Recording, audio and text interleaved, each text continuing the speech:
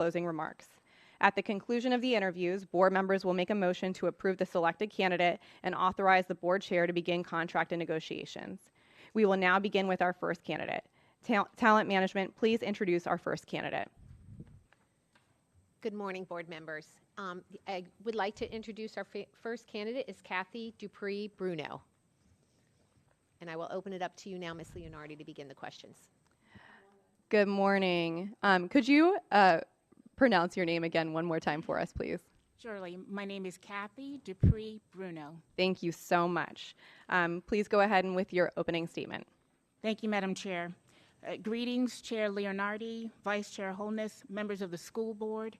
I believe this is standing in for Dr. Hepburn today, as well as our General Counsel, Batista.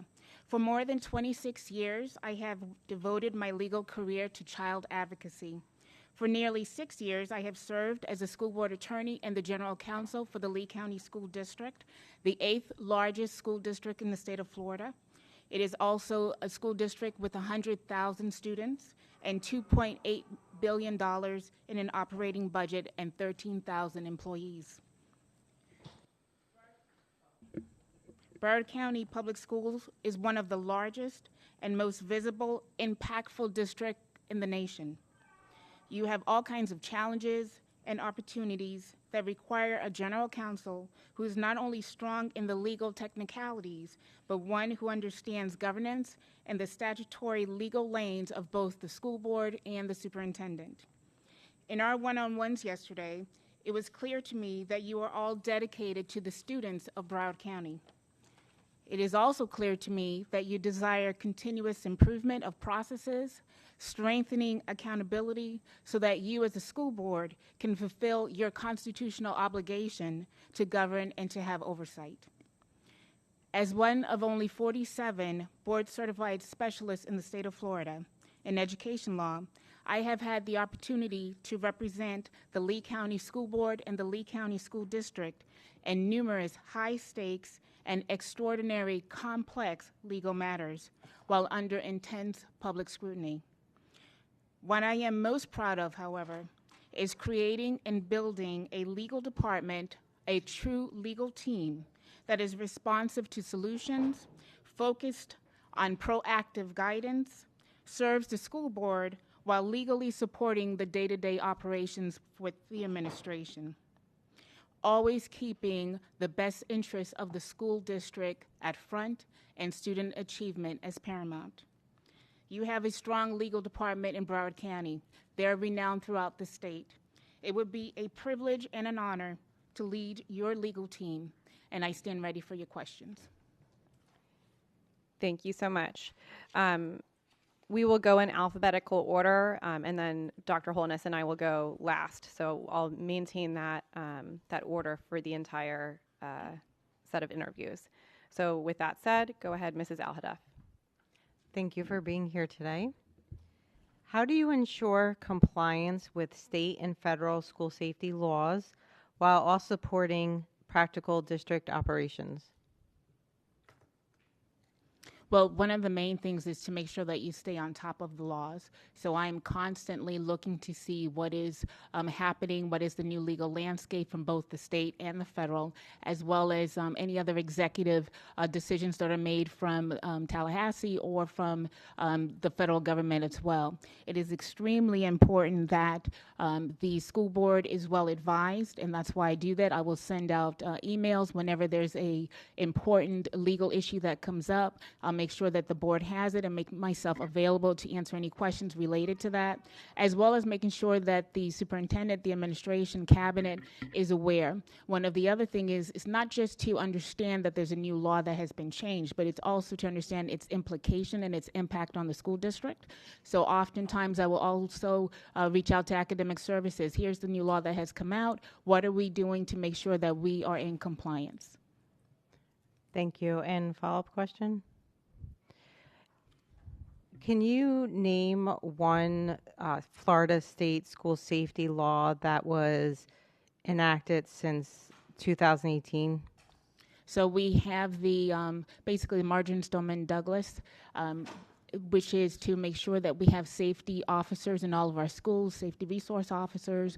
There's continuous improvement on that statute. We also have Alyssa's law with regards to badging and making sure that there's an ability to have emergency contact if there's something that is happening.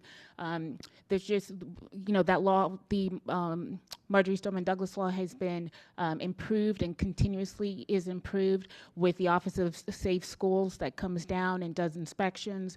There's just various things in that law that is very broad that we ensure that we maintain. Thank you so much. Thank you, Ms. Bowman. Good afternoon. Thanks for being here.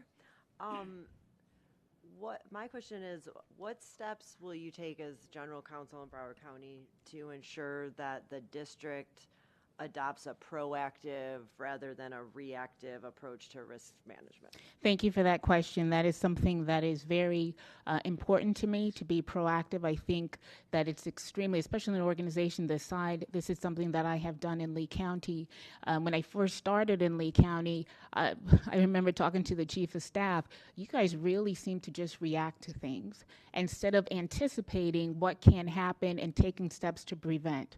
So for me, again, monitoring the laws before it becomes an issue, identifying it as an issue, and make sure that we are preparing for that change that is coming. Even before laws become approved or signed off by the governor, during session, my team and I, we watch to see what's coming down the pipe and we evaluate. We start having conversations with staff. Once those laws, we know that the governor is going to have them, it's going on his desk. Prior to July 1, we are already meeting with staff. Here's what's going to be signed by the governor so that you guys are prepared.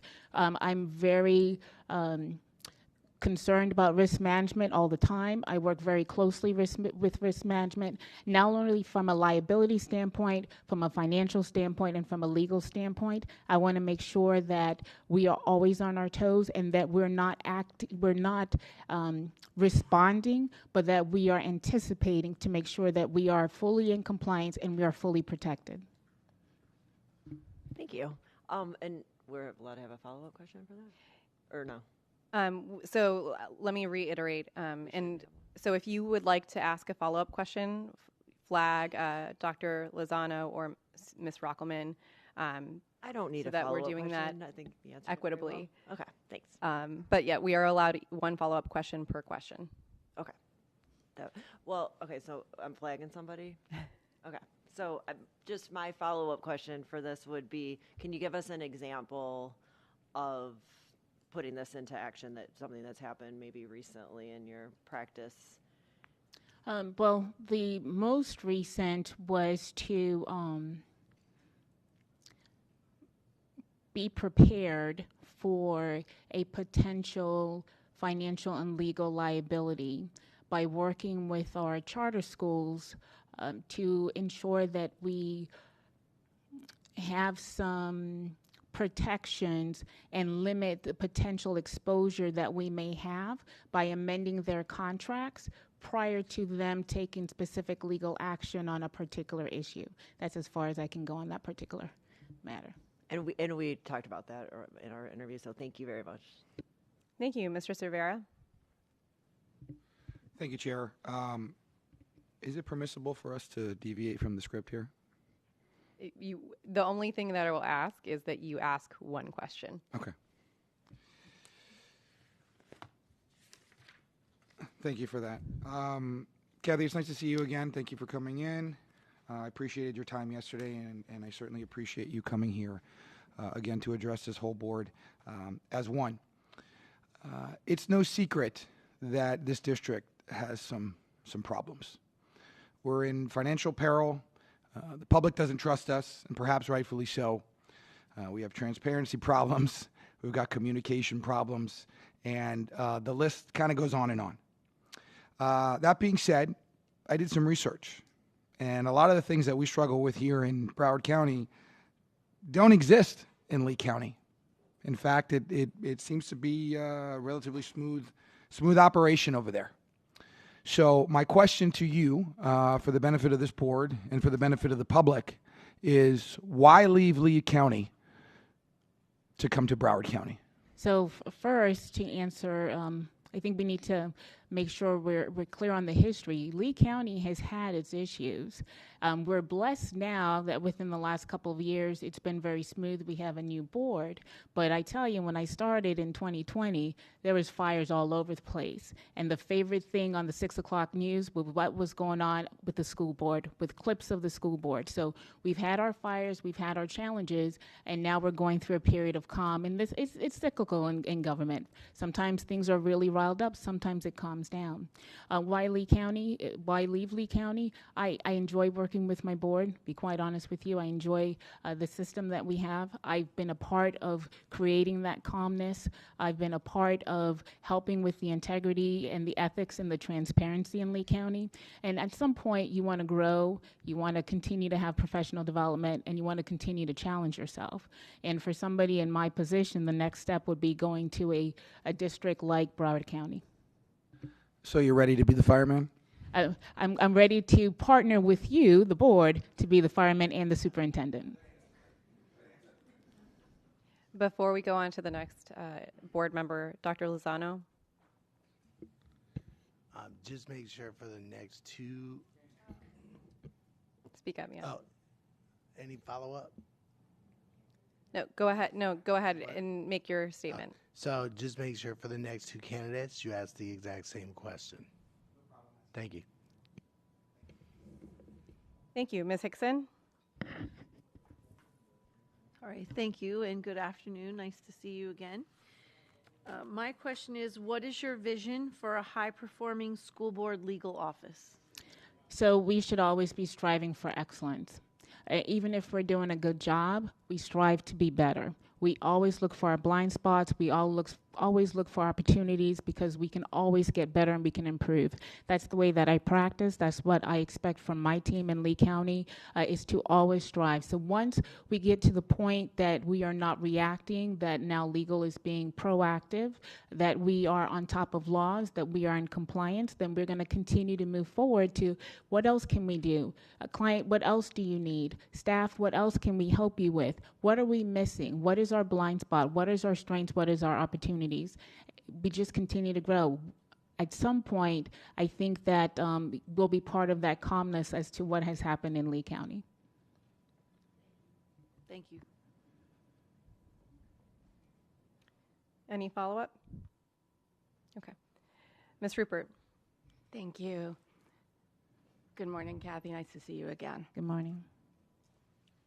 Okay. What role do you believe that general counsel should play in influencing district culture to ensure that schools understand and consistently implement their legal obligations relating to special education law, IDEA, and Section 504? I know it was long. If you want me to need to read it again for you. No, I have it here. Thank you. So the general counsel really is responsible to make sure that the legal team is doing their part to assist staff excuse me, with ensuring that we have compliance. This is something that plagues every district to ensure that we're providing the appropriate special services, special education services to students who are in need. And we have an obligation to work with staff to answer questions, to make sure that staff is doing child find. For example, Lee County is looking at a particular program for elementary students. It is an operational thing. It's an academic thing. However, legal was in the room, and legal, of course, is saying, well, don't forget child find, make sure we do MTSS. So those are the types of things to assist staff while they're working on their programs, that we are ensuring that we're in compliance and we're not missing any of the legal loopholes, if you will. Thank you. Ms. Thompson? Thank you, Chair. So can you describe how your past experience equips you to advise the board proactively, anticipating legal and policy issues before they arise, in an educational environment shaped by evolving technologies, legislation, and community expectations? Yes, thank you for the question. So my past experience is very broad. I've been practicing, as I said, now over 26 years, and I've had the pleasure of being a private practice. I had the pleasure of working with kids in dependency court, and of course, my last role as being the school board attorney and the general counsel for Lee County School District. All of that has helped me get skills to be able to assist the board. In addition, I've had special training as a mediator. I have had training as a family court mediator. I've had training as a circuit court mediator, and I have also been trained as a collaborative attorney. Those are additional skills in my tool belt that I use often with my board. In addition, I have also been trained as a Supreme Court arbitrator. That's also some skills that I use with my board. So I have an advantage in that I can bring people together, find out what the real issue is, and try to get it resolved and go to the core of whatever that issue is. So that's going to be what I bring forward to help the board be proactive. Again, always looking for what is out there. What are you going to miss? What do I need to do to make sure that my board is protected? I'll give you an example. Part of my job is to just, again, look at the legal landscape all the time. What is going on? Executive orders are coming from the White House. What does that mean for my staff? What does that mean for my board? I send out memos. Board, I want you to know, here's a new executive order that has come out. Staff, we need to review to make sure that we're in compliance. Oh, we have Avid, but let's make sure that Avid is in compliance. Attorney Bruno, is Avid in compliance? Yes, we reviewed it. Oh, we have Latinos in Action. Let's make sure we're in compliance. Attorney Bruno, well, let's get some information. What is out there with regards to Latinos in Action? Oh, I have an email that says 80-20. Let me see. Let me have a conversation with the CEO of Latinos in Action. I have a conversation. Now I have to go back to my board. I have to go back to staff. I have some concerns of Title VI violations.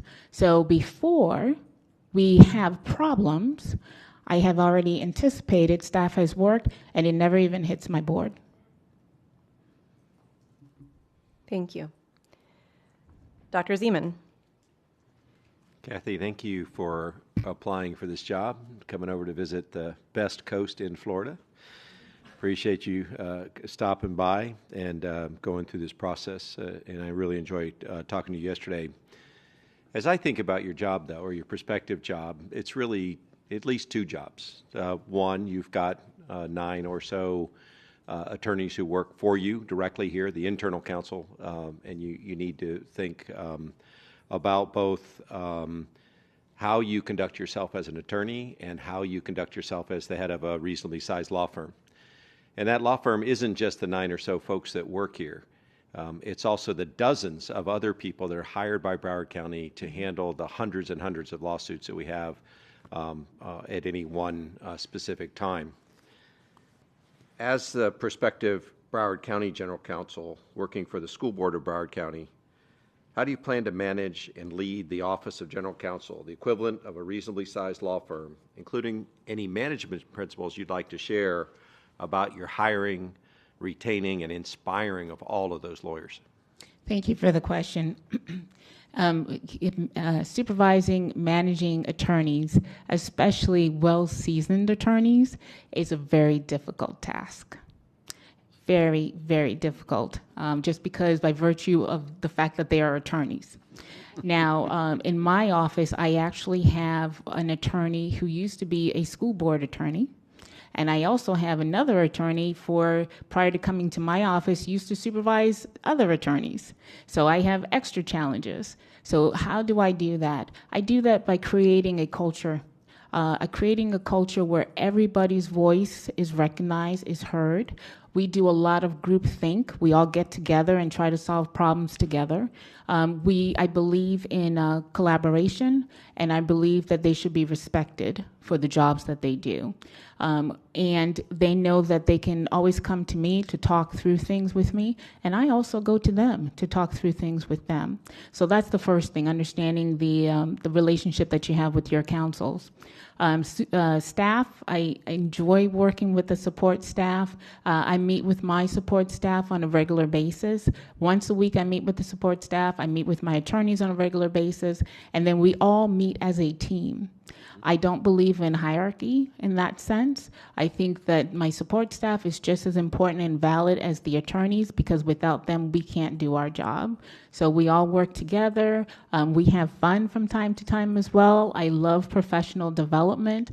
And if you ask them, they'll tell you. I have a video that I always have them watch, which is a 5 chairs video in terms of what is impacting and what are the choices that you're going to make when you have some adversity. So I love leadership, and I really enjoy having team building and having a strong team, because I think that's what gives us the best ability to have good client services. And for outside counsel, I meet with them on a regular basis. Most of the time it's quarterly with the outside counsels. I develop good rapport with them. In addition to that, any case that is high profile that really will be impactful to the board, I am involved in it almost as second chair, if you will. I help with discovery. We had a case that started 6 years ago where we had a vendor who sued the district because they felt there was a pretext for their dismissal of their contract based on comments that that vendor had made. And this is a very powerful vendor in my area.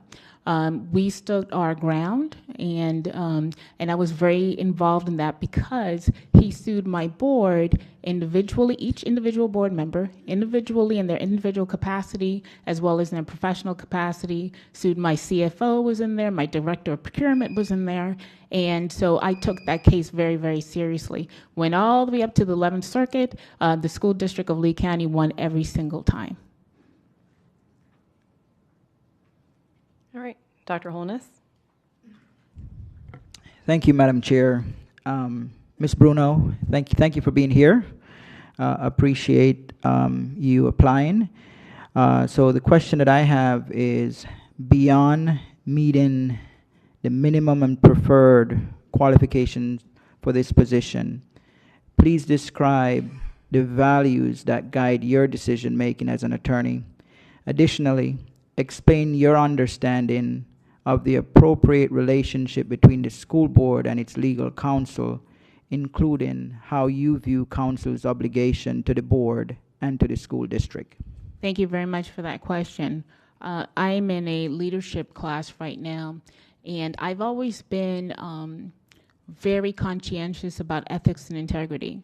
In that leadership class, I discovered that integrity is actually one of my core values. It's something that is extremely important, and I really am very careful with the words that I use and the actions that I take, because integrity and ethics is extremely important. I know it is for every lawyer. For me, it's extremely important as part of who I am. So that is one thing that definitely guides my decision making. It is hard sometimes to stand up for what is right. And I've had sometimes to stand up to my board, basically to advise them this is not the correct course of action, or there is something that's very concerning, or listen, I send my little emails about sunshine violations, but let's have a conversation. Not to say that my board does that. I just make sure that again, being proactive and being sure that I give the appropriate guidance that is needed. But I always make sure that all of my decisions are based on integrity, ethics, and what is in the best interest of the school district and what is in the best interest of the school board. You are the governing entity of this school district, and the superintendent is the chief executive officer that works for you to be able to do the day-to-day operations on your behalf and to input your values and your vision for what you want for this school district. So my decision is very, very broad. As a general counsel, I am not in a particular silo where I'm just looking at human resources or just looking at procurement. I have the opportunity to view the entire district. So sometimes I will tell you that, my attorney will come in and say, this is how I see this. This is what's going on in business services, and this is where I am. And I'll say, well, let's have a discussion, because where I am includes what's going to happen to the board, what the public is going to say, what's going to happen to the superintendent, how is this going to impact what academic services is needed. So I have a very, very broad view, and it's always to make sure that the decisions are made based on ethics, integrity, and what is in the best interest of the school district and the school board. Dr. Holness? Thank you, Ms. Bruno. So I have a follow-up question. So understanding the values that guide your decision-making as an attorney, can you identify at least 5 current, emerging, or relevant issues impacting Broward County schools that may require legal attention, including at least 2 issues specific to Broward County Public Schools, and how your values will guide your decision-making should legal attention be required? So you want, if you could repeat that question for me, Dr. Holness, Okay. If you could. Right. Based upon your prior answer as far as the values that guide your decision making, can you identify at least 5 current, emerging, or relevant issues impacting Broward County Public Schools at this time that may require legal attention, including at least 2 of these issues being specific to Broward County Public Schools, and how your values will help guide your decision making if there should be legal attention required? So Schools of Hope obviously is a very important issue that's impacting pretty much all school districts. I know definitely in Broward County you have over 100 Schools of Hope applications. Again, making sure that we act in what is in the best interest of the school district with regards to that, and as well as make sure we understand what the law is and what we are able to do.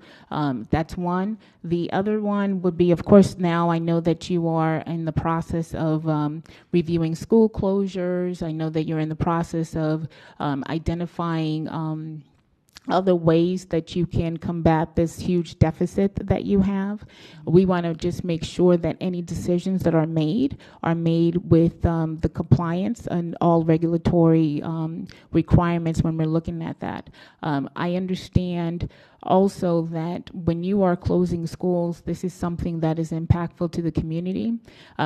Lee County is fortunate. We're not experiencing exactly that type of situation. However, we know what it's like to close a school.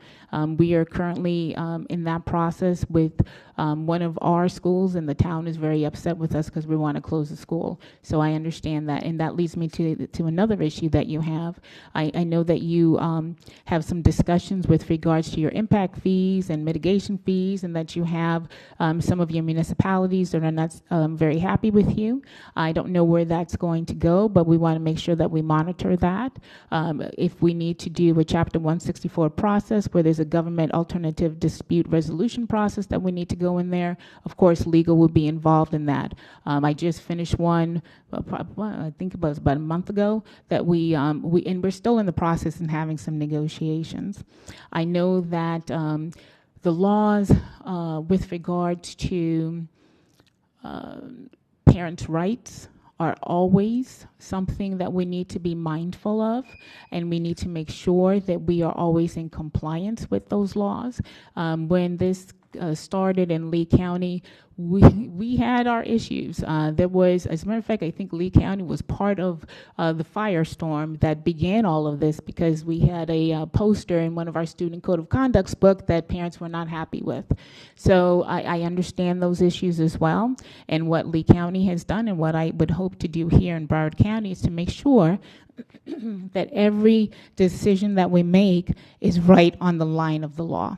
I don't want us to go left. I don't want us to go right. I want us to be in compliance.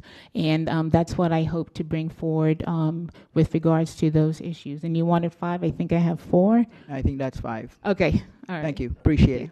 I know you probably have more, but we're out of time. Thank you. Thank you. And for the last question, what is your approach to providing guidance to the board regarding legally complex and politically sensitive matters? Yes, that's a very good question. So this is what I tell my board. I'm not the political advisor. However, I know that your world, that is very important. And I know that there's going to be some touch points from a legal standpoint that is part of your calculus. let me know what those touch points are so I can understand and I can try to come up with the best resolution.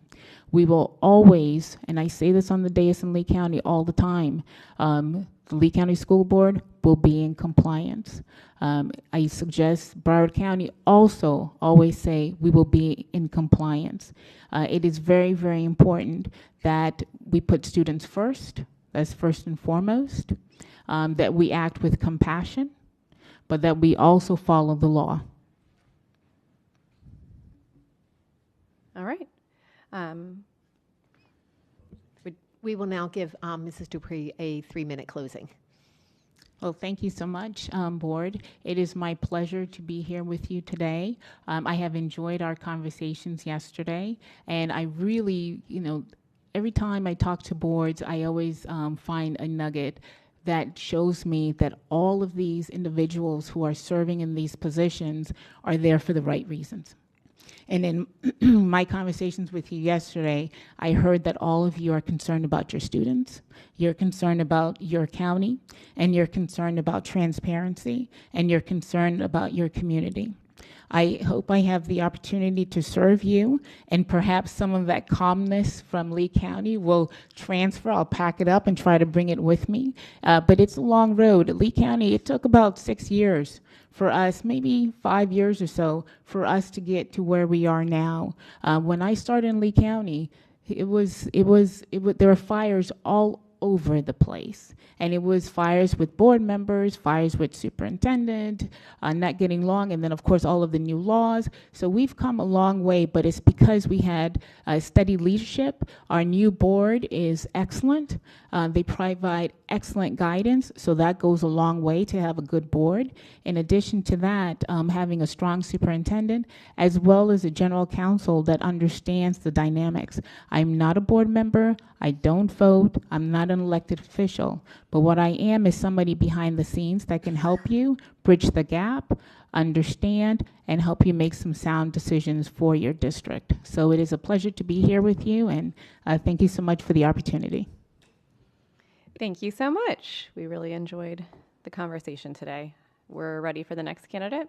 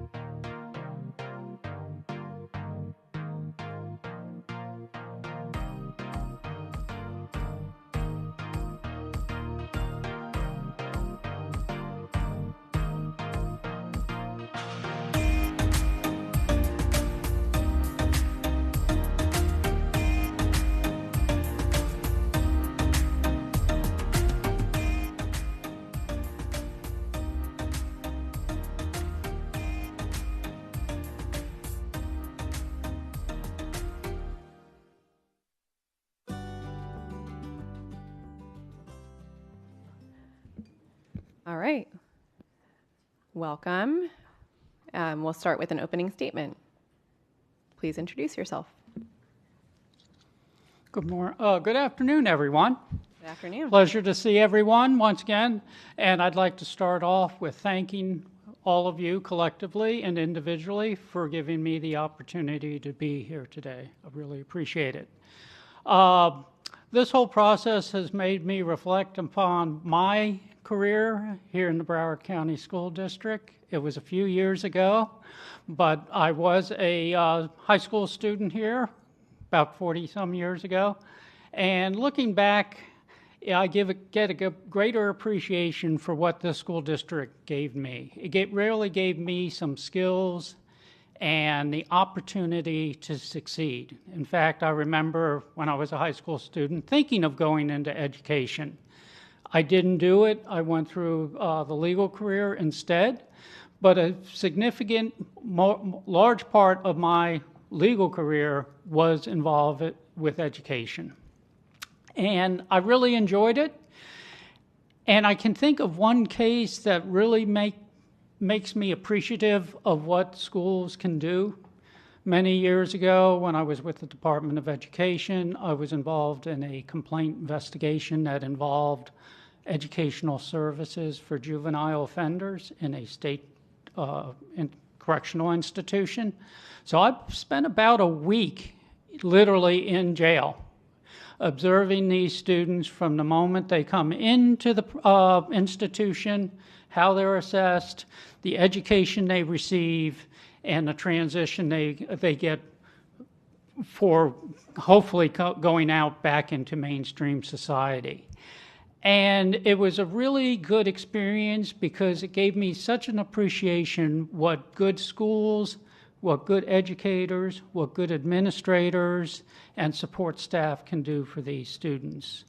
So many of them were at their lowest, obviously, being in state confinement. This school in particular was really doing a tremendous job. They really were. And of course, most of these students are going to get back out into society. Hopefully, all of them succeed. Many do not. But this school was really giving them the best opportunity to reintegrate into mainstream society.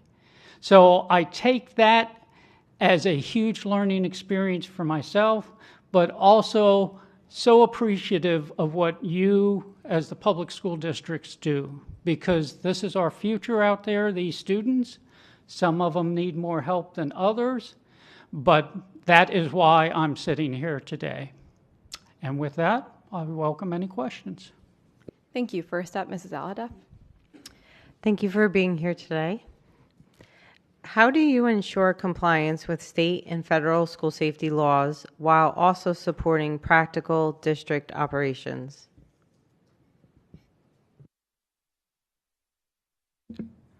Okay.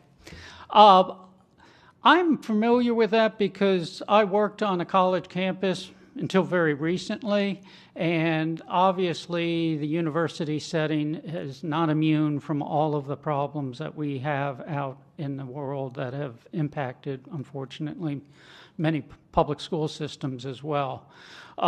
Training is a huge component. University police, local police, being involved with them, having a good liaison, going to all of the training, that's very important. And I would say the other component is making sure, as an attorney, you keep up with what's going on out there about trends that can help improve safety, working with school resource officers. I've been involved in investigations that involve SROs, so I'm fairly familiar with that concept. There's advantages and disadvantages to having them in the school buildings. Also, I think making sure you understand the process of what the police can do and law enforcement to assist schools.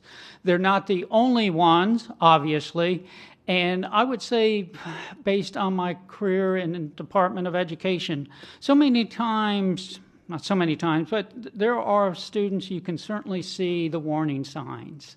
And that's an opportunity to have a robust intervention with school officials, psychologists, other support staff who can hopefully get involved to prevent those types of tragedies. Thank you. All right, Mrs. Bullman. Thank you. So my question is, what steps will you take to ensure that our district adopts a proactive rather than a reactive approach to risk management? I'll get this down. Okay. I think looking at your internal controls, obviously every entity has them, or they should, especially big entities, multi-million, billion-dollar budget. That's very important, but I think you can always fine-tune them and make sure that internal controls are doing what they're supposed to do. Obviously, you can't catch everything because, of course, unfortunately, humans are humans. Some are not as good as others, ethical as others. So you're always going to have situations where people may not have the best interests of the public money involved. But there are certainly ways to minimize that type of abuse. So I think that's very important, making sure you have solid internal controls, making sure they are implemented, and if there are necessary changes to them, being receptive to it. Thank you. Can I ask my follow-up question? Go ahead. Okay. Can you give us an example of a time when you've taken a proactive approach instead of reactionary when there's, in regards to risk management?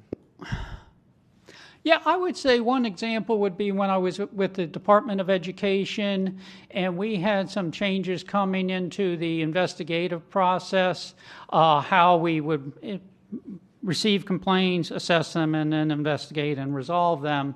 New administration, presidential administration came in, and they wanted to make some changes. So instead of waiting until all of those changes were formalized, I started working with, at that point, I was a team leader, not the deputy chief. I was working with the team to help implement those changes and anticipating challenges and roadblocks that might come up so that when the new changes were formally implemented, we were in a position where we could actually be up and running. Great, thank you. Mr. Cervera. Thank you, Chair. Thomas, it's nice to see you again. Thank you for the time yesterday and for coming in with us again this afternoon. It is no secret that this district has some problems, some pretty severe problems. We are in financial peril. The public doesn't seem to trust the district. We have transparency problems, communication problems, and the list kind of goes on and on. You do not live in Broward. You do not live in Florida. It's my understanding you're in the great state of South Carolina still, correct? Okay. Correct. Yeah. So my question to you is, why Broward County? Goes back to my opening statement. This is where I grew up. My formative years were here. I like legal challenges. I like working on problems. I like helping create solutions.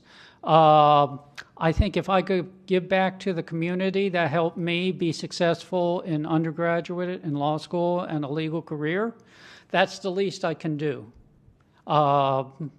Obviously, all of these systemic problems will take a lot of work and a lot of actors to hopefully right the ship, so to speak.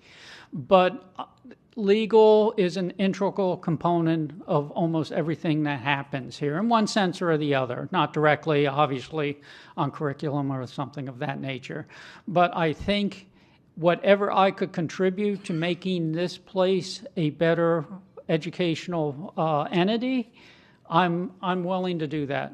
And it's not because I need a job. I had a job, so it's more that I have an interest in education. And it's important, I think, to give students the opportunities that I had, but so much more.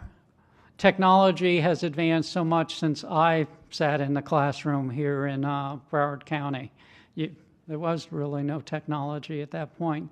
And those are great challenges that we can use in the right way to help students advance. And there's so much you can do for the students, language, second languages, engineering programs, vocational programs, if you're spending money wisely and using it for the students. So hopefully I could contribute to making that happen. Thank you, Ms. Hickson. Thank you, and nice to see you again. It was a pleasure speaking with you yesterday. My question is, what is your vision for a high-performing school board legal office? Customer service is very important. I've always believed in that. You need to be timely, courteous, and accurate. Hopefully you achieve that all of the time. That's the goal. If not, if there's areas of improvement, you're receptive to those observations and you make changes.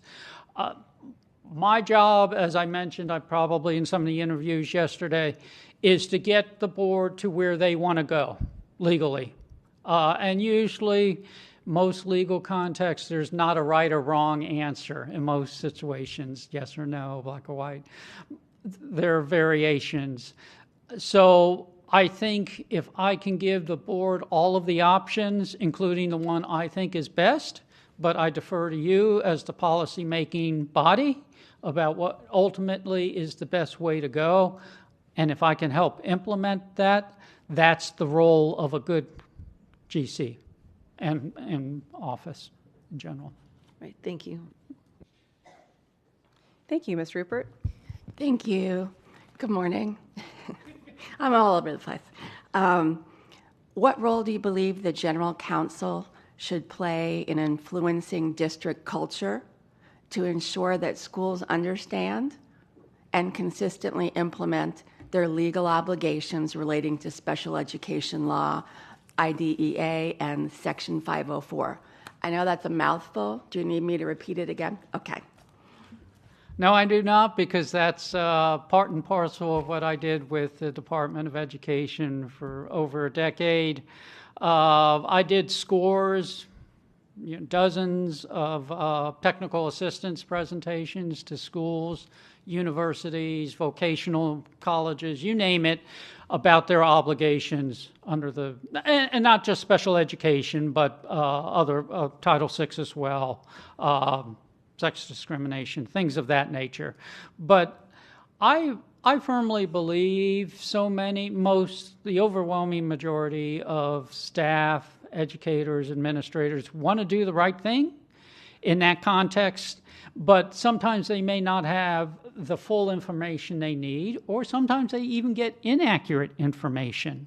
And I think it is very, very helpful, at least that was one of my favorite parts of my job, was to go out to these school districts, do your presentation, the PowerPoint, the whole bit, and explain what the legal requirements were. And they're not as onerous or complicated as sometimes the perception is.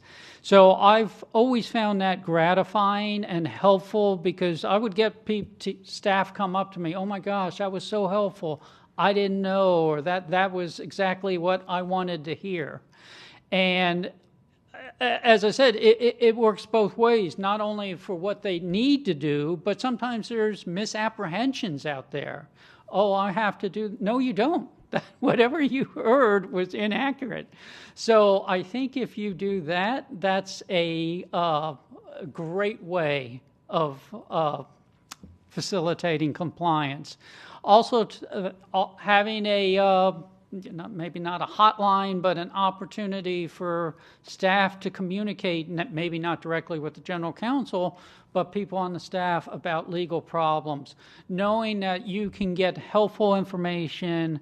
It's not like calling the IRS for tax advice, who wants to do that? But where you're not going to get criticized, that the person on the other end is going to help you solve the problem you have. And that when my years at the Department of Education, at least my regional office, we did a lot of that, and I think it really helped advance what you're concerned about. Thank you, Ms. Thompson.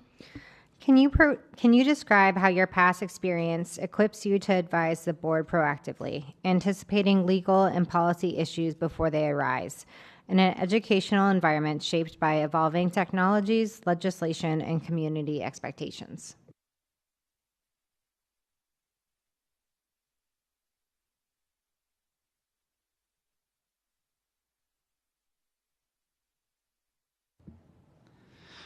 As the GC General Attorney, General Counsel, I think a key component of that is being yourself well informed, not only on legal developments, and of course you can get legal updates every day, and I used to do that, but also try to remain cognizant of what is going on in the community as much as you can. And as I think I mentioned some of the interviews, when I was at the training center up in Columbia, I used to get subscriptions to major newspapers just to see what the trends were, because almost everything that's going on here is not unique to Broward County. Of course, you have some issues unique to this area, but there are trends in other parts of the country that can be very helpful. Potential solutions and issues, things of that nature. So that's very important. And another nice thing, or I think very helpful thing, goes back to the previous question about technical assistance and open communication with your schools and administrators.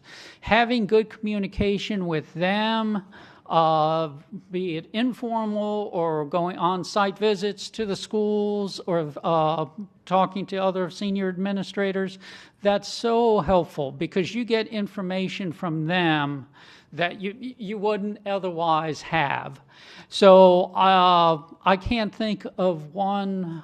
When I've done scores of on-site investigations as well, I can't think of one where I didn't learn something new or got some very helpful information from teachers, administrators, advocacy organizations, parents, things of that nature. So that would be very helpful as well. Dr. Zeman? Tom, thank you for being here today and showing interest in our school board general counsel position. This position can, at least in one way, be broken down into two different jobs. One is legal counsel, providing support to the school board and to senior staff. And second, kind of the manager of a law firm. And that law firm both has 9 internal attorneys, and it has dozens of external or cadre attorneys that help us with the hundreds of cases that we have. As the Broward County perspective, Broward County General Counsel, how do you plan to manage and lead the Office of General Counsel, the equivalent of a reasonably sized law firm, including the management principles, if you don't mind sharing those, that you plan to use to lead the legal teams in hiring, retaining, and inspiring the workforce? It's very important to be collaborative and an active listener and appreciate what each individual can bring to the organization to advance the cause. Quality legal service to all of you. So there's various techniques, especially as a newcomer from the outside. It would be important to meet each individual, get an understanding of what he or she does, challenges they think that are in the office, things that work, things that they think should be improved, because it really is critical. I was reading about another grocery store chain about how a owner wasn't receptive to the ideas of one of the managers at their store. He was more interested in playing golf. And guess what? That manager left, no surprise, and was the founder of Publix. And I think everyone knows about Publix down the street. So, here is someone who could have greatly advanced whatever grocery chain that, I forget the man's name, was working for. Instead, he didn't get a very receptive audience and went out on his own. And apparently he had some pretty good ideas. So never discount what people have to offer.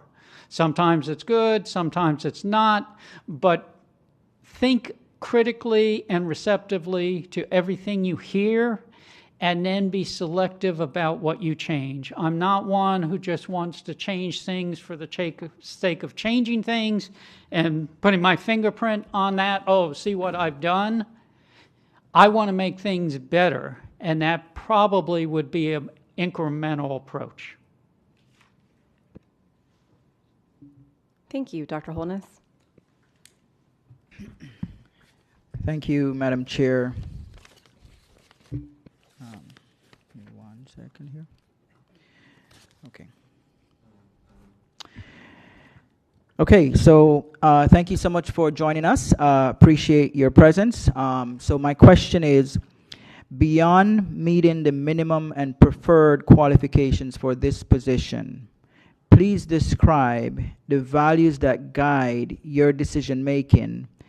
Additionally, explain your understanding of the appropriate relationship between the school board and its legal counsel, including how you view counsel's obligation to the board and to the school district.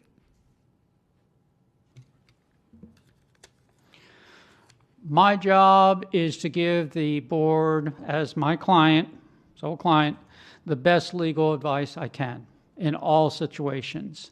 And sometimes that probably means giving advice that may not be exactly what the board in general wants to hear or particular members.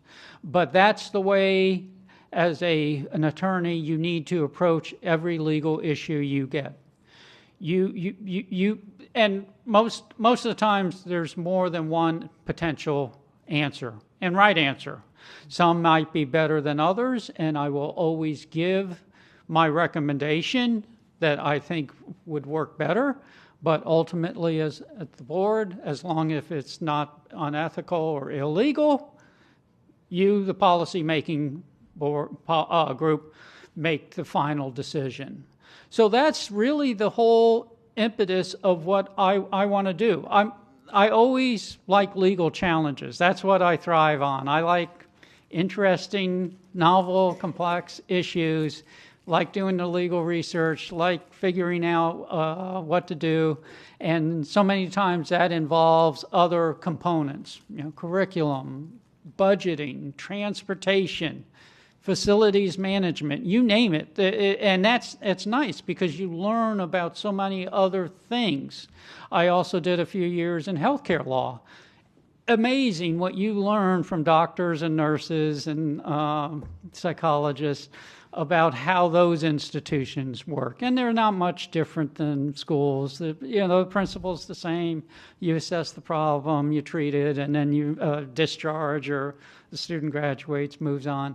So all of that interaction leads to quality results if you're thorough, if you're analytical, and you keep the best interest of the school district in mind, and you're always cognizant of what that the policy-making entity is in front of me, and I just give the best legal advice I can to help you in that regard. Madam Chair? Go ahead. Okay, so I have a follow-up question. Based on the values in your prior comments that guide you in decision-making, identify at least 5 current, emerging, or relevant issues impacting Broward County School District that may require legal attention, having at least 2 of those issues specific to Broward County Public Schools, and tell us the values that would guide you in decision making as it pertains to those issues. So 5 issues.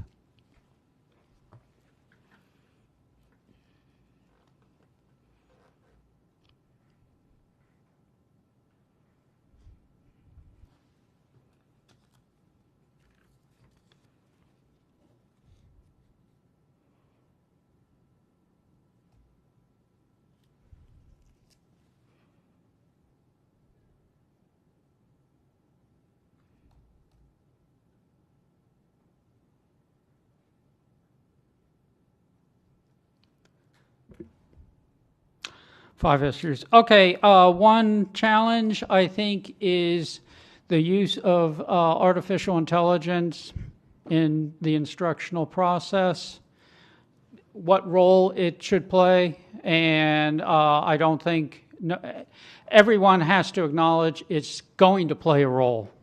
It's just ubiquitous. It's out there. But we have to find the correct role and the role that fosters creativity and its student advancement and achievement. Let me just run through all 5. And then, of course, you have the perennial problem or issue with charter schools, or more generally, just the proliferation of alternative educational opportunities, which in many ways is great. I think I'm all for competition and trying to get the best results for our constituents, the students, but there are a lot of challenges there, fiscally and oversight, that type of thing.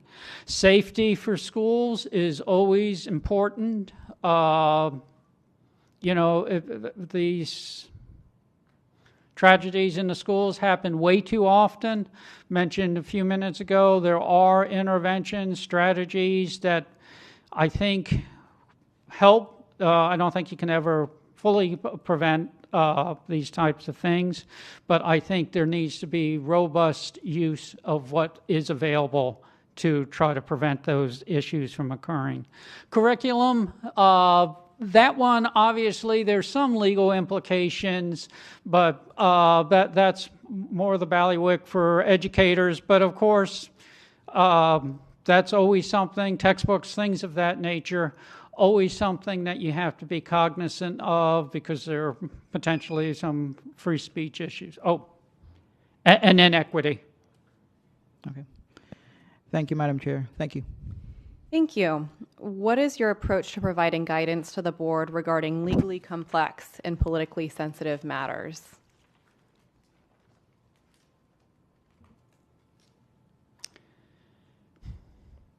Lengthy and complex. I don't know if the board's receptive to legal memos. Those are always very, very helpful. It varies on the context because, of course, it depends on the familiarity of the board with whatever issue I'm discussing. So obviously, if it's something that the board's currently dealing with, you probably don't need as much background information or analysis from me. You may want more of a discussion on possible approaches or avenues to take, as opposed to what we've discussed previously, about merging trends, things of that nature. That may be something where it's more heavily legal oriented, or a tutorial session where the general counsel is saying, look, this is what I think is going to come down, the next 6 months or next year or whatever period of time, and where you may want to give some more background information or the potential pitfalls in what could happen. So I think it would depend on the situation. I'm certainly willing to give court cases if people want to read that. I wouldn't highly recommend it unless you're doing it when you suffer from insomnia, but otherwise, I have no problems, distilling that information and trying to make it digestible for whatever real issue you want to have addressed. Okay, go ahead with your closing statement. That's everyone? Okay. All right. Well, thank you so much, everyone.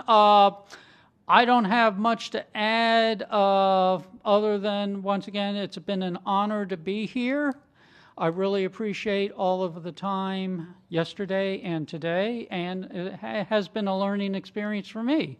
So I consider this part of those on-site visits, investigations I did for years, that it's something I take away as well to help me in my future endeavors, whether that's here or somewhere else, so that I can always, my whole goal is always to give my client the best representation possible, even though sometimes it's not the information the client wants to hear, but that you don't take any job, especially a job like this or any legal representation, to be popular. You do it because you want to help people. And that's really why I got into the field of the law in general, but I think it's why I stayed in government service longer than I had initially anticipated. I thought it would get you a couple years of experience, and then you go to a private firm or some other entity and take off from there. But I think it was the fact that with the government, you really can concentrate more on the true problems, the legal issues, and what you can do to help advance whatever cause you're working on. And of course, there's a huge need for private legal counsel out there. Trust me, we say we have too many lawyers out there. There's so many people who don't get adequate legal representation. It's stunning. So, and in many cases, government entities or the school systems or other safety nets are the only way these folks get help. And I found that very, very satisfying through my legal career that I could do that. Help solve problems, and unfortunately they didn't give me money, but they did in a way through tax dollars, and that's fine, because when you have a single mom coming to your Office of Civil Rights because she was discriminated against because she was pregnant, no private attorney's probably going to take that, but we were able to get her relief. And that, to me, that really makes it all worthwhile. So that's why I went the government route. Thank you. Thank you so much. We really enjoyed the conversation. We're ready for our next candidate.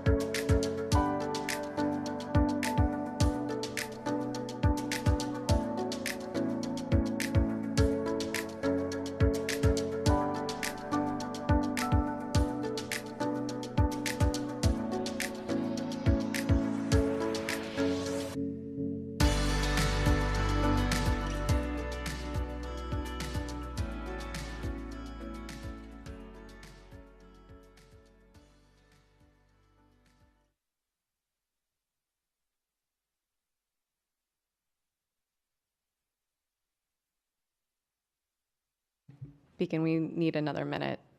My apologies.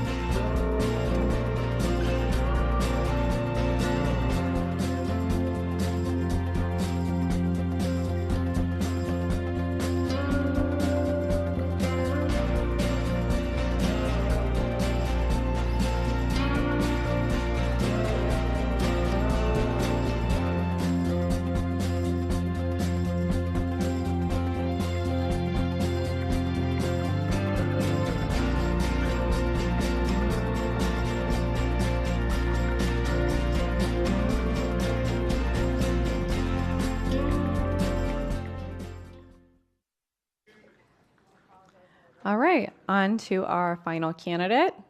Please go ahead and share your opening statement.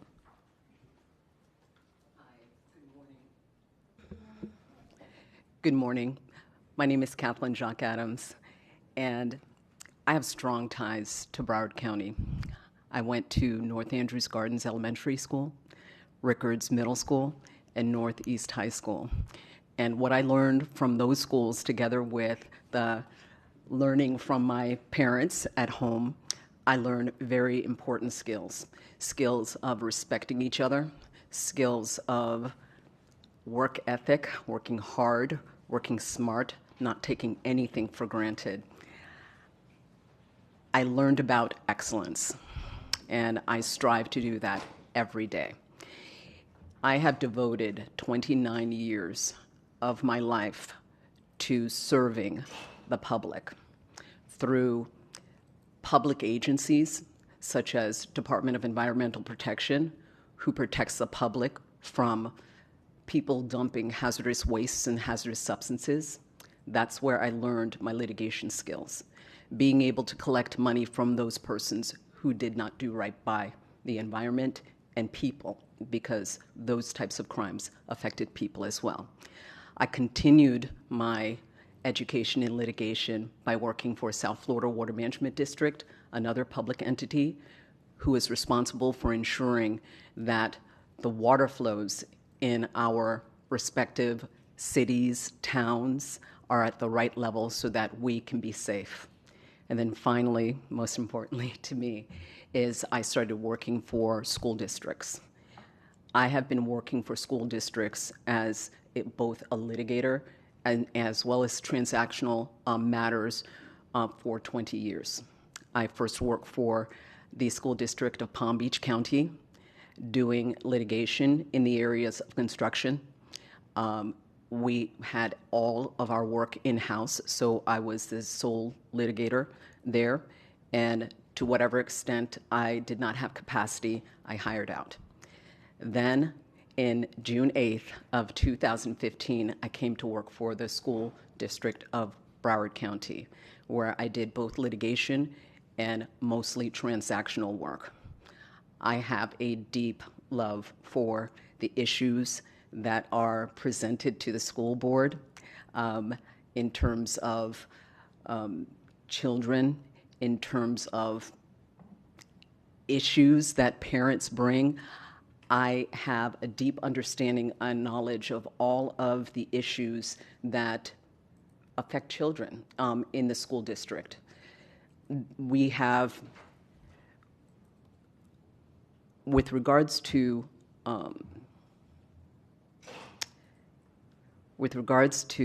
excellence, oh, please excuse me.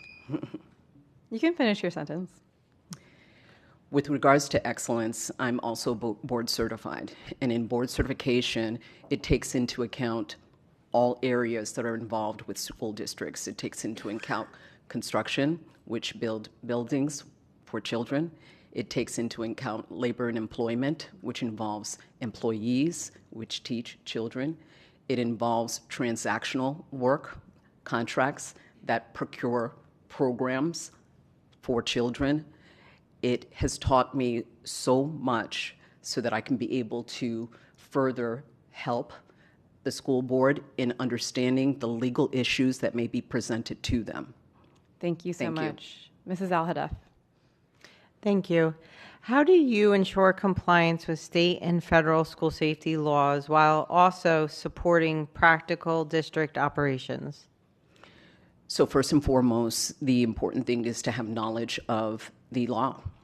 And that is something that not only myself, but other experts in my office do know.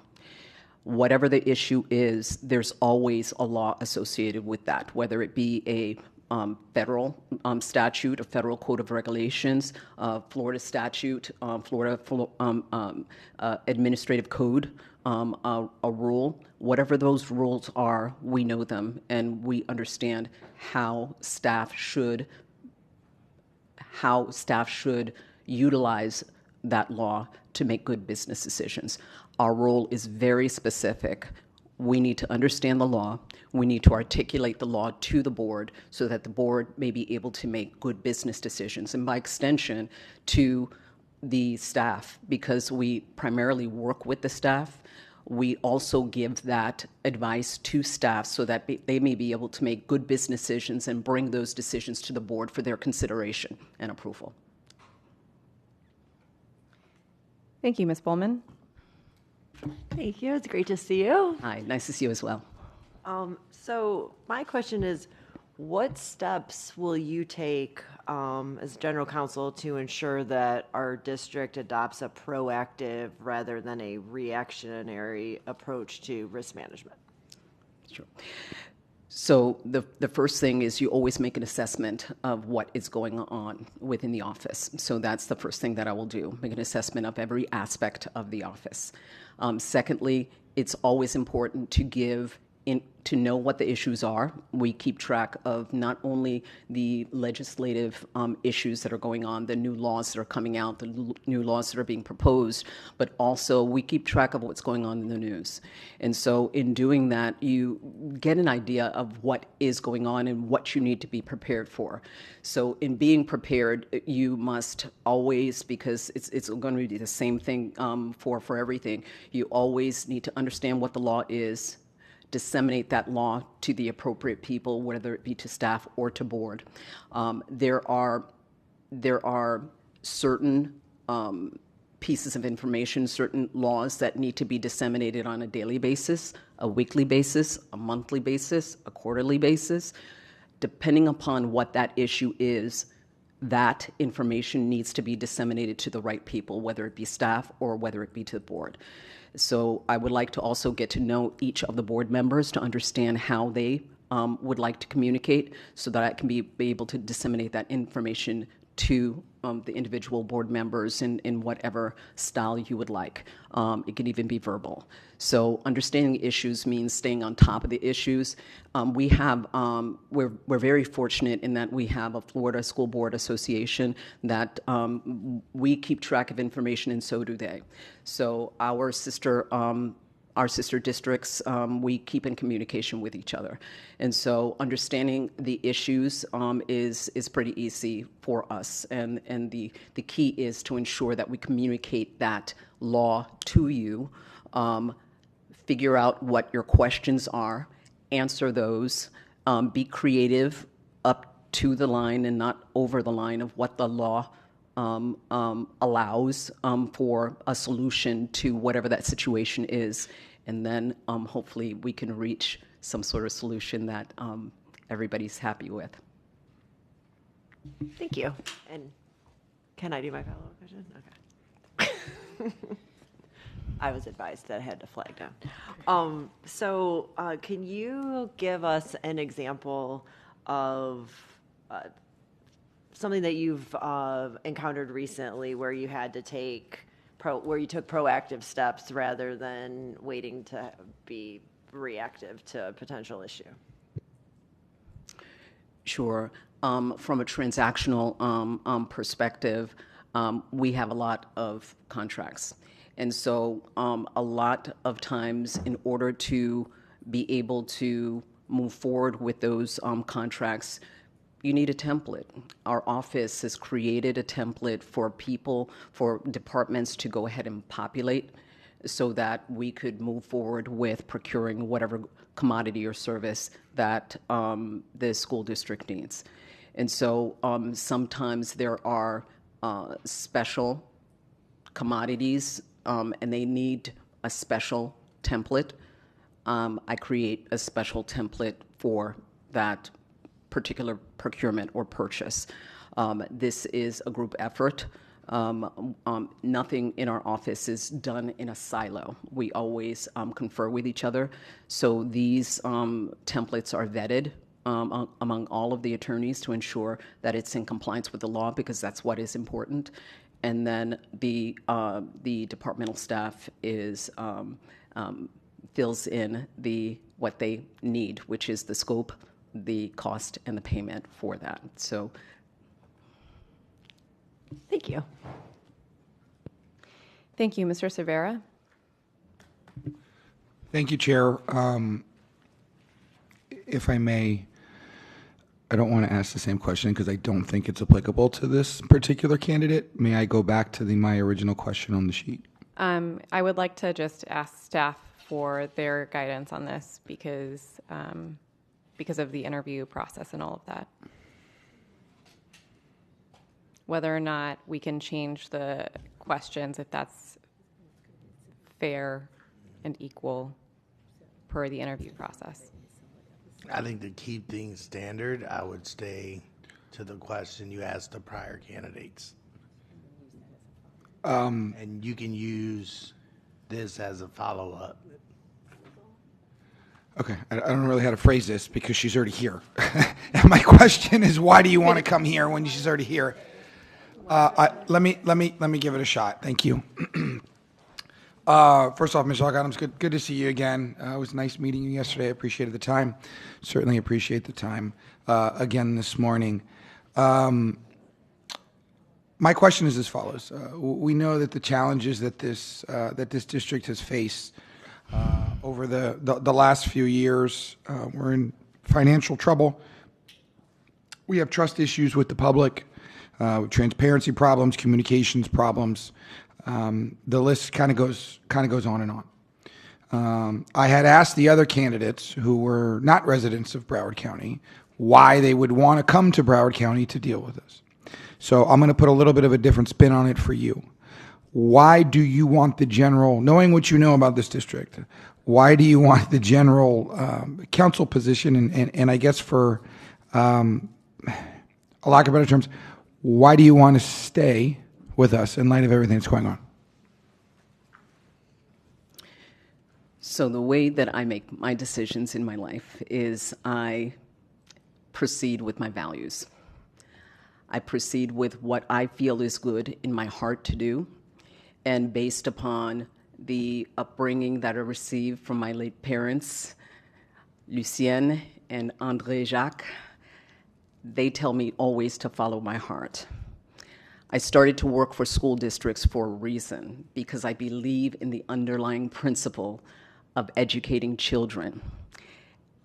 Education is what saved me. Education is what brought me absolute satisfaction in my life. Having the opportunity to go to elementary school, middle school, high school, college, law school, absolutely stellar. And I would be absolutely proud to participate in ensuring that other children get that same experience. It's not only, just frills of aspirations and desires. There's hard work in ensuring that that takes place. I did not just graduate law school and it was easy and it was all paid for and, it was sparkles. I had to work hard. Working at the school district, not gonna lie, it is hard. It is hard work to ensure that every aspect of ensuring that a child is educated is done. But I have the absolute skill to do that. I have honed my skills in litigation. And when you're in litigation, you need to understand what the facts are, what the issues are, what the holes are, so that you can be able to win that case. That's the same here. We have issues. We've got to identify those issues. We've got to brainstorm with each other together to solve those issues. And they're not just simple issues.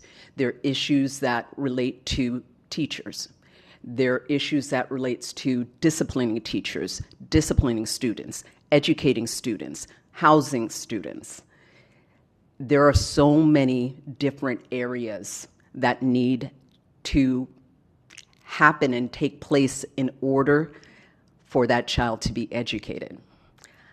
I have the skills in a lot of different areas, not only litigation of procurement matters, litigation of co-counsel with Ms. Batista, labor matters, transactional issues. What does it take to understand what's necessary from different departments to procure the right things to bolster programs for children, construction issues.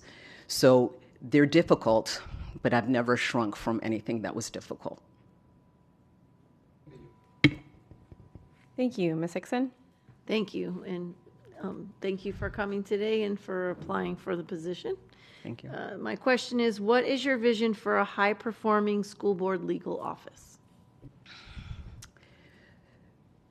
So I want to go back to excellence, excellence in everything that we do, focusing on every aspect of every issue that we need to handle and ensuring that we have the right person for the job, the right tools for the job. That is very important. In going through and evaluating, we need to understand what the issues are from staff as well. Our client, and I want to be extremely clear, I think I was yesterday, that I understand that our client is the school board. And we do everything to understand the law to protect the school board. But by extension, we interface with staff for a majority of the time. So we need to establish relationships with staff so that they can trust us to come to us with those issues early, so that we can be able to brainstorm and solve those issues. It's very hard to solve an issue when the thing that goes wrong has already happened. In order for staff to trust us to come with those issues early, we need to have a relationship and we need to have trust. In my area where I work, I've had that. We're beginning talks early with regards to safety issues way early. There are aspects of safety that are so vast and so deep. There's so many contracts that are necessary to put in place to ensure the safety of students. That has already begun. I already have meetings with the superintendent, his staff, to ensure that those specific details are taken care of. So in terms of being proactive takes communication, relationships, transparency with each other, transparency with the public. And in order to do that, we need to impart and share our legal knowledge with staff so that they can be able to take that legal knowledge and do what they do best, which is make business decisions that they bring forth to the school board for their consideration. Thank you. Thank you, Ms. Rupert. Thank you. Good morning. Good morning. Or afternoon. Sorry. What role do you believe the general counsel should play in influencing district culture to ensure that schools understand and consistently implement their legal obligations relating to special education law, like IDEA and Section 504? I know that was a lot of words. Do you want me to read it again? Yes, please. Okay, thank you. What role do you believe the general counsel should play in influencing district culture to ensure that schools understand and consistently implement their legal obligations relating to special education law, IDEA and 504? Okay. So simply put, the Office of General Counsel takes on a leadership role. And they take on a leadership role specifically as it relates to the law. The school principals, they already know what to do. You hired them to be principals of their schools. They know their craft. Everyone, when they're making decisions, if there's an aspect of that decision that they don't understand, they lean to a person with expertise to be able to answer those questions.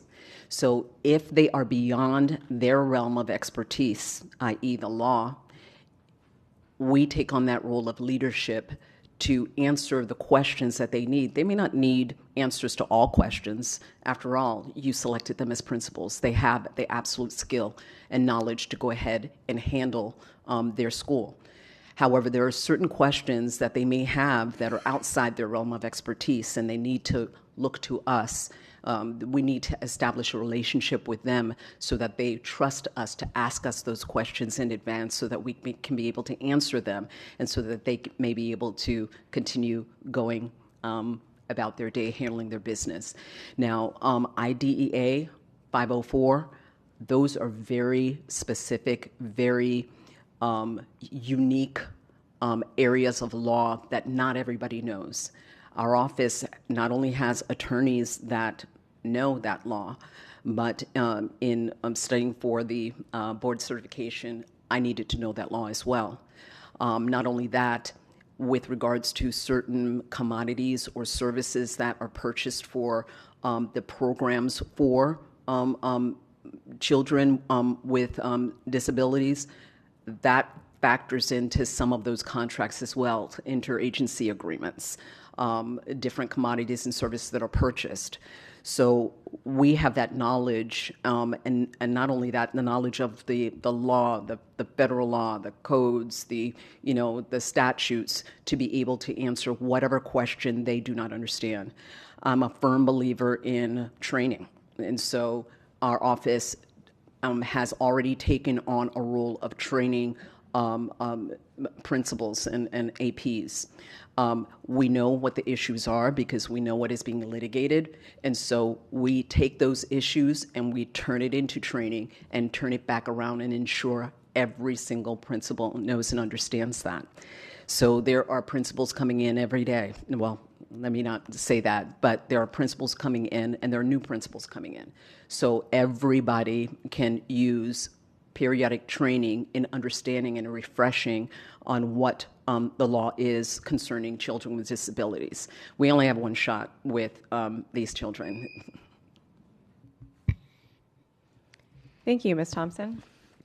Can you describe how your past experience equips you to advise the board proactively, anticipating legal and policy issues before they arise, in an educational environment shaped by evolving technologies, legislation, and community expectations?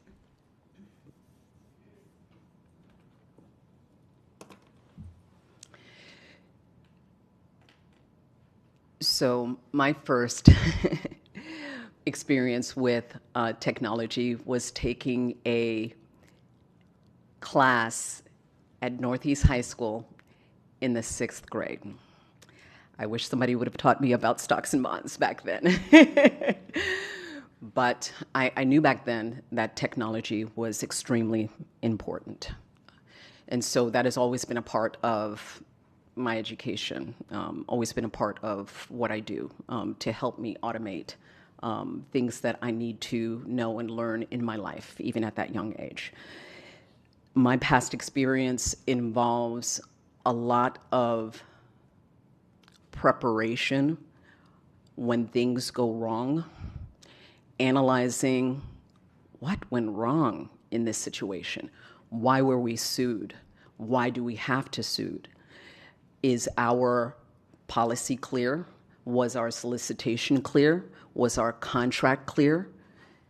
Whose fault is this? Is it our fault? Is it their fault? How is it their fault? How is it our fault? Those are all things that you look at, minimal things that you look at when you're preparing for a litigation case, when things do go wrong, when communications do break down.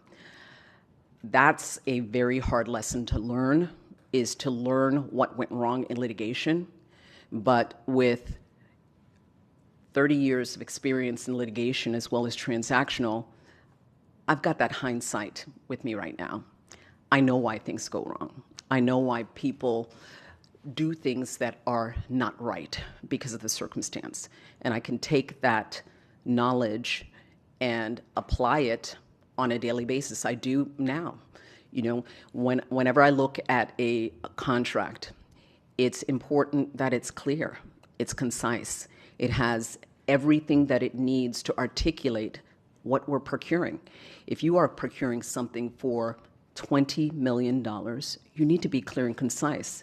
If it's not okay to receive that commodity the day before the last day of the expiration date of the contract, then you need to put a deadline in the contract to ensure that you receive your commodity, your services, timely, correctly. Those are things that quite frankly, you don't need to learn from litigation, but there's nothing like being in a courtroom for 20 days to teach you that you need to be precise, you need to be articulate, you need to be clear. There's nothing like somebody accusing the school board, the school, whoever the agency is, accusing them of something and then discovering that we did not have the policies and procedures in place to ensure that things are done right. So in short, I've got a lot of experience with regards to transactional and litigation work, and I will bring all of that to bear on ensuring that we are proactive in preventing those types of missteps or miscommunications, because you're not necessarily wrong if you're sued, miscommunications going forward. Thank you. Dr. Zeman? Thanks so much, Chair. As you know, Ms. Jacques-Adams, there are critical elements of this job, of the general counsel job, that have to do with providing legal advice. And then there's other responsibilities about leading the internal office of 9 and then leading the cadre attorneys that we hire for the hundreds of cases that we have outstanding in Broward County. What management principles would you apply to the management of the 9 and the management of the external counsel, in particular, as you think about hiring, retaining, and inspiring those workforces? Sure. So in order to understand what is going on in an office, you need to get information, data from everyone in your office, information on what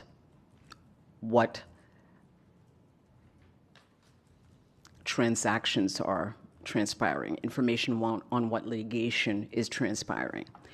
You need to understand the totality of that so that you can be able to manage that. Is this litigation case going okay? Are they spending too much? Are they spending too little time? Is everything going okay? Is that the right person to complete that task for us, whatever it is? Internally, it's very great because we have attorneys that are experts in their area, and they've been doing this for a very long time. And a lot of them, or at least one of them in particular, has board certification. And I wanted to stop and say how important that is, because in Florida, there are over 114,000 attorneys. There are 27 different areas of, education, different board certifications. And from that is the education certification. And from that, there are only 47 attorneys in the entire state of Florida that have that certification. And 3 of them are in our office. The attorneys in our office know what they're doing. I work side by side with them. Nobody tells them to come in. Nobody tells them to leave. A lot of times we're here at 8 o'clock at night ensuring that we are doing what we are supposed to do. Nobody needs to tell us what we need to do. These attorneys handle what they are supposed to be doing, whether it is contracts or whether it is litigation, whether it is employment. They handle what they are supposed to do. We get together on a weekly basis so that we can be able to confer with each other, ask each other questions, because there are commonalities with all of what we are doing. So in labor and employment, there are collaborative agreements. Those are agreements. In construction, there are agreements. So there are commonalities along every single area of law within education. We collaborate. And that's beautiful. So I need to understand what each person is doing. So there will be some sort of reporting criteria to help me to understand. So it's not enough to talk with each other. I need some sort of reporting to understand what is going on on a weekly basis, and that would be the same with outside cadre counsel, to be able to understand what they're doing, look at their bills, ensuring that the block billing doesn't contain things that are not appropriate so that we're not improperly billed, ensuring that there are results from their efforts. That's the same across the board. So it's a lot of evaluation, a lot of reporting, a lot of understanding the issues, and then disseminating that back to the board. Thank you, Dr. Holness. Thank you, Madam Chair. Thank you, Ms. Adams for coming in. We appreciate it. The question that I have for you is, beyond meeting the minimum and preferred qualifications for this position, please describe the values that guide your decision-making as an attorney. Additionally, explain your understanding of the appropriate relationship between the school board and its legal counsel, including how you view counsel's obligation to the board and to the school district. So I think anybody who has worked with me understands that I value excellence. I value getting things right. I value complying with the law, because that is the only way that you can be on the right side of any issue. People may not like what the law is, but they have to respect it if you articulate it to them. You are clear, you are transparent, you have rationale and reasons. People are smart. Even children are smart. Yesterday I gave an example of a child who said that that person is kind. I'm like, how do you know that person's kind? She has kind eyes, 5 years old. People are smart. And adults are smart. They understand the issues. They're upset. But if you're transparent, you articulate what the law is, you give them the rationale, they may not like it, and some people may not even listen to you. But certain people, they will understand that you have no choice but to do what is right. That's how I guide myself on a daily basis. I ensure that I'm always on the right side of whatever it is I'm doing. I make sure that everything is done to the best of my ability and in accordance with the law. I'll be creative now. I always want to, there's always a people-pleasing aspect to everyone. So I always want to give people what they want, but always within the confines of the law. So if the law has some sort of flexibility, then I will do everything in my power to problem solve to get that solution. Now, I am very clear in my role of who the client is. Within the Florida statutes, there is a definition of who the board is. The board can be sued, enter into contracts. The board makes the decision. Our role is to support the board. And by extension, we support all staff so that they may be able to have the law and make their good business decisions that they can bring forth to the school board. There are times that there may be conflicts. We let staff know very clearly, you know, who our allegiance is to, and that, quite frankly, has never been a problem in my practice, in my 20-year practice with school districts. Staff always wants to do the right thing. They, at least the ones that I interact with, they always are striving to ensure that they have good programs for students, that they build good buildings for students. They always strive to do the right thing. So I haven't had an issue personally with regards to there being any type of conflict, but it is clear that our interactions are mostly with staff. We give them the law that they require to do to make the good business decisions they make on a daily basis, and then we bring items to the board for your consideration. Go ahead, Dr. Holness. Thank you, Madam Chair. So I have a follow-up question. Based on the values you mentioned in the prior question, identify at least 5 current, emerging, or relevant issues impacting Broward County Public Schools that may require legal attention, including at least 2 of those issues specific to Broward County Public Schools, and how your values help to guide you in decision-making process that could potentially have legal ramifications in these issues.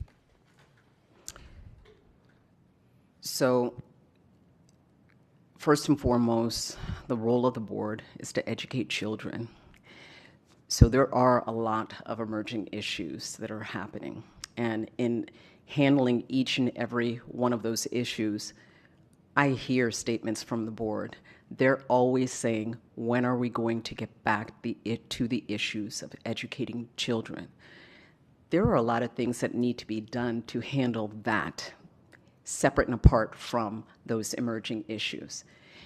And staff is handling those items on a daily basis, on a monthly basis, bringing them to you to try to address educating children, which is our charge. Things happen on a daily basis to make that happen. And whatever staff needs in terms of legalities, reviewing of contracts, talking about issues, because we also handle advice issues. It's not all litigation and contracts. On a daily basis, staff may have questions, we answer them so that they may be able to move forward with their first charge, which is education. The emerging issue, one of the emerging issues is declining enrollment. We spent a considerable amount of time trying to ensure that advertisement goes out, advertising all the excellent programs that each of the schools have. Ensure that we are,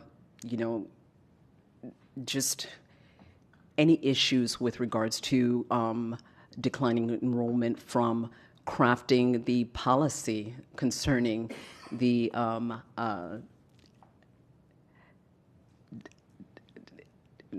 with regards to, sorry, just one moment. Ensuring that once schools are closed down,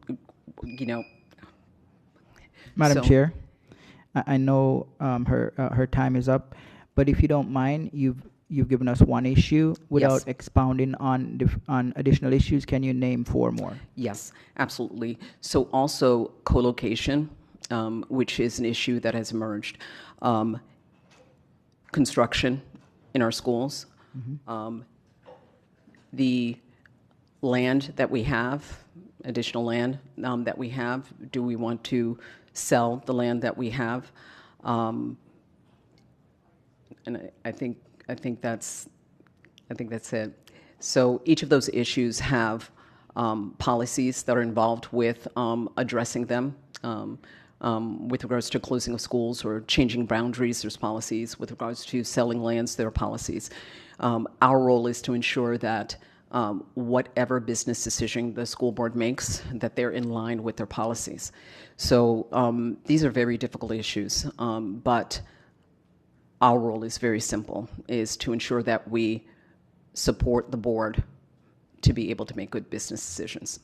Thank you. Mm-hmm. What is your approach to providing guidance to the board regarding legally complex and politically sensitive matters? So the one thing with the Office of General Counsel is we do not get involved with politics. However, it is clear that politics has a play in a lot of issues. And so we need to understand what those politics are. We need to be able to understand what questions each individual board member may have with those issues. I need to get to know each board member to understand, how do you like information? Because if I give you charts and graphs and you don't like charts and graphs, you won't look at any information that I give you. So I need to understand the board, understand what your particular issues or goals are, to be able to provide you with the law on those issues, just in case you wanted to present something with your colleagues for decision, and then provide it to you as often as is necessary. There are things that are happening that need to be updated on a daily basis, because of whatever the matter is occurring. There are things that you may need information on in terms of law on a weekly basis, monthly, quarterly, whatever is needed in terms of answering your questions is what I will deliver. So our office is already used to providing you with memorandums. And once you have a question, any one particular board member, we not only give that one board member the answer, we give all the board members that same answer. And that may elicit additional questions. And so, my role would be to ensure that I am available, that I listen to your questions, answer them. If there are alternative things that you would like to do, let's discuss that, see if that's within the confines of the law, and then think of creative ways to get you what you want, and then you discuss it with your colleagues and make a decision on whatever that matter is. But in terms of the politics, we don't opine on it except to know that it exists and how it may factor into any legalities, and then provide you with legal advice. Thank you. Would you like to give a closing statement? Yes. So I'd like to emphasize that I stay here with the school district of Broward County because I love the issues. And I hope that the way that I operate on a daily basis reflects that. I love making sure that things are right, things are correct, that when staff presents things to the board, that all their I's are dotted, their T's are dotted, and there's no question with regards to what is being presented to you, so that it's clear and concise. I love the underlying issue of educating children. It's wonderful. It's a noble issue. Everyone has a child in their life that they love, that a child in their neighborhood that they love, a young adult that they love watching grow. That doesn't happen just with hopes and dreams. It happens with work. It happens with people with absolute expertise just pouring into that child. I love to be a part of that. I know that it's hard. I know that sometimes people misunderstand what it is each and every one of you do. But all I can do is tell the truth. All I can do is disseminate the law. All I can do is support you. And I would like that opportunity to do so. I will put the full leverage of all of my experience to make that happen. Thank you so much. We really enjoyed this conversation. Yeah. All right. I believe staff will escort Ms. Jack Adams out, and then I'd like for us to move to board discussion. So if anyone would like to start first. Go ahead, Dr. Zeman. Thanks, Chair. I know there's lots of ways to do this, but one of the ways might be to think through whether or not there's kind of equal qualifications of all the candidates. There is one candidate in my assessment who is missing experience ever working for a school board. And my sense is that the other two candidates, having extensive experience working in school boards, would be a better fit for Broward County at this time. So, Chair, would it make sense to move forward by suggesting at this point that we drop one of the three, or would it be better just to do discussions and do votes at the end, or how do you want to proceed? Would you like to make a motion? I would, yes. I'd like to move an excellent lawyer and an excellent candidate for lots of other work, Tom Falkenberg, who I was very interested in bringing here. The more I met with him, the more I was impressed with his legal skills and his career and things like that. But I don't think he's a good fit for Broward County simply because he's never worked for a school board. And I think, my own view is that's a 5+ year experience to just figure out. And I can tell you, having done it for the last 3 years, I'm still learning things on a daily basis. And so my motion would be to continue considering Ms. Jacques Adams and Ms. DePoy Bruno for the general counsel job, but to drop Tom Falkenberg from consideration.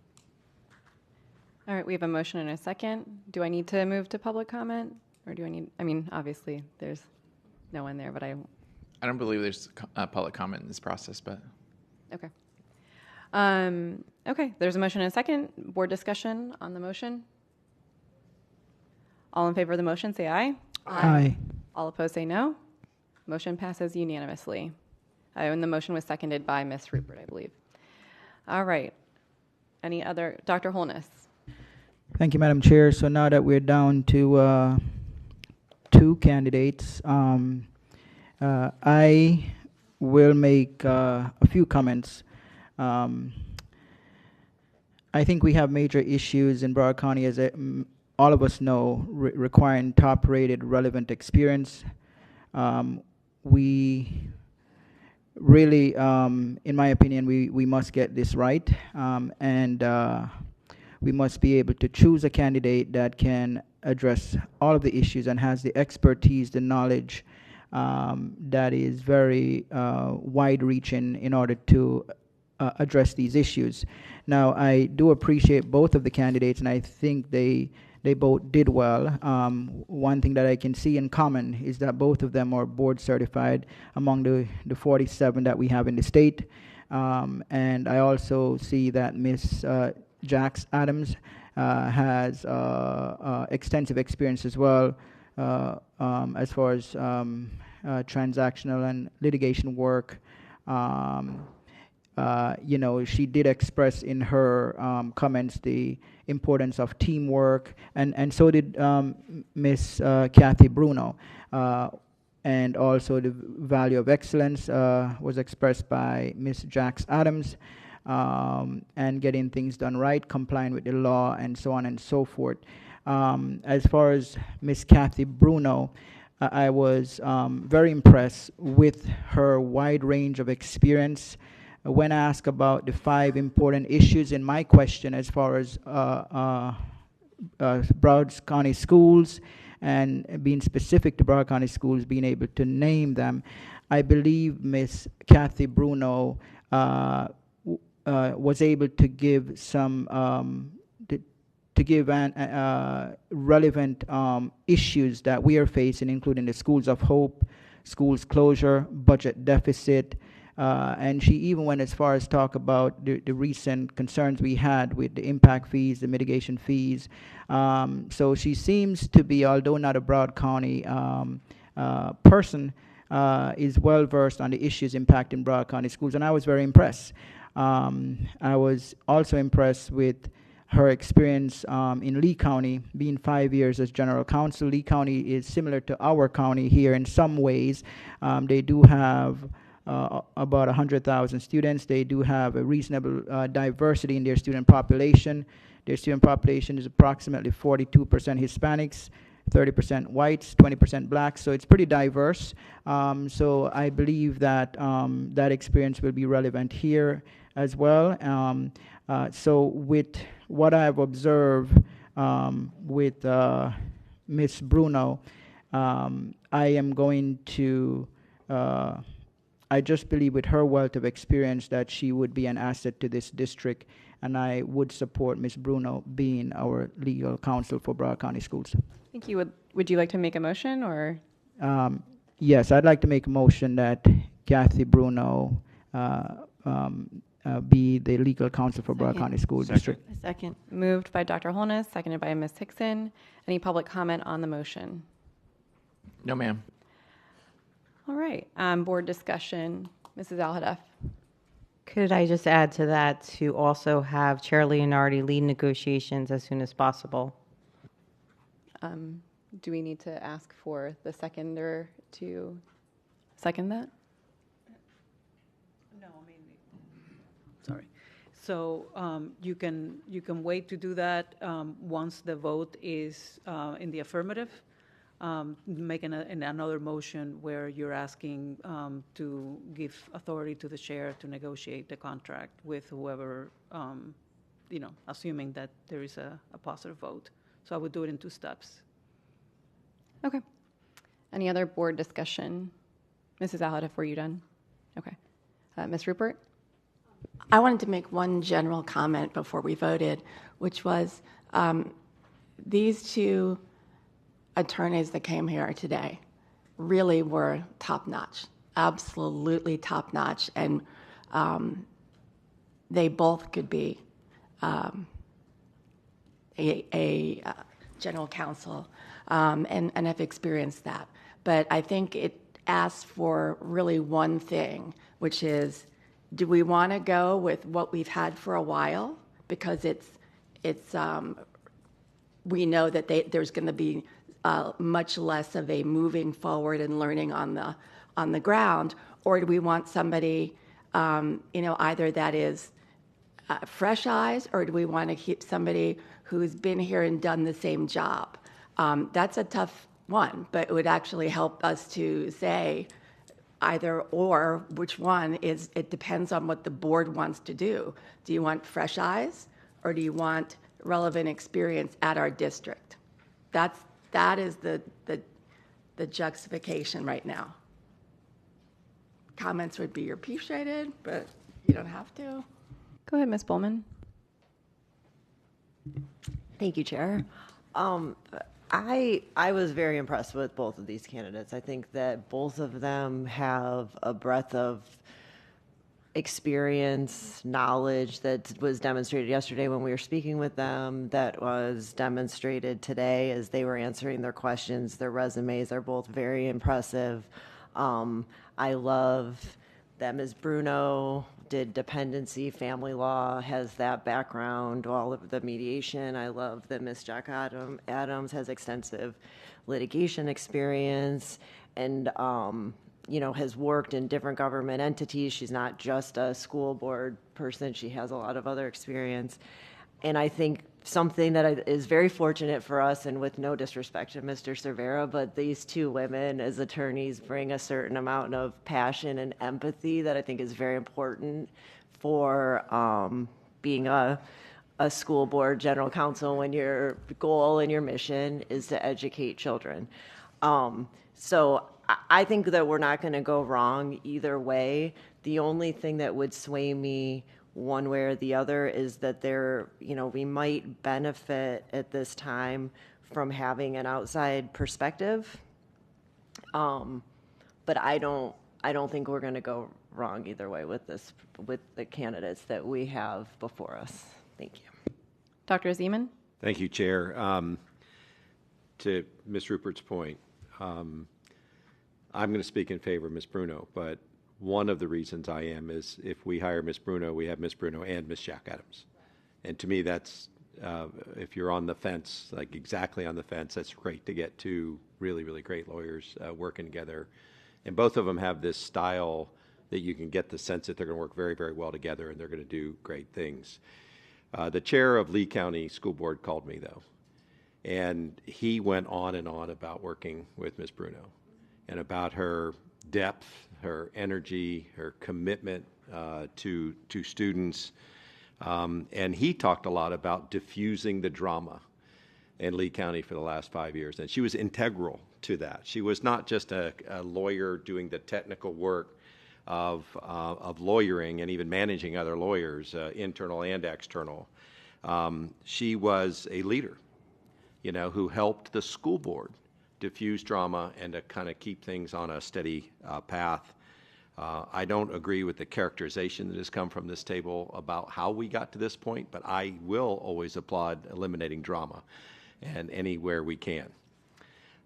She is a parliamentarian already, which is a great distinction. I would appreciate kind of a different perspective. I think Lee County is interesting.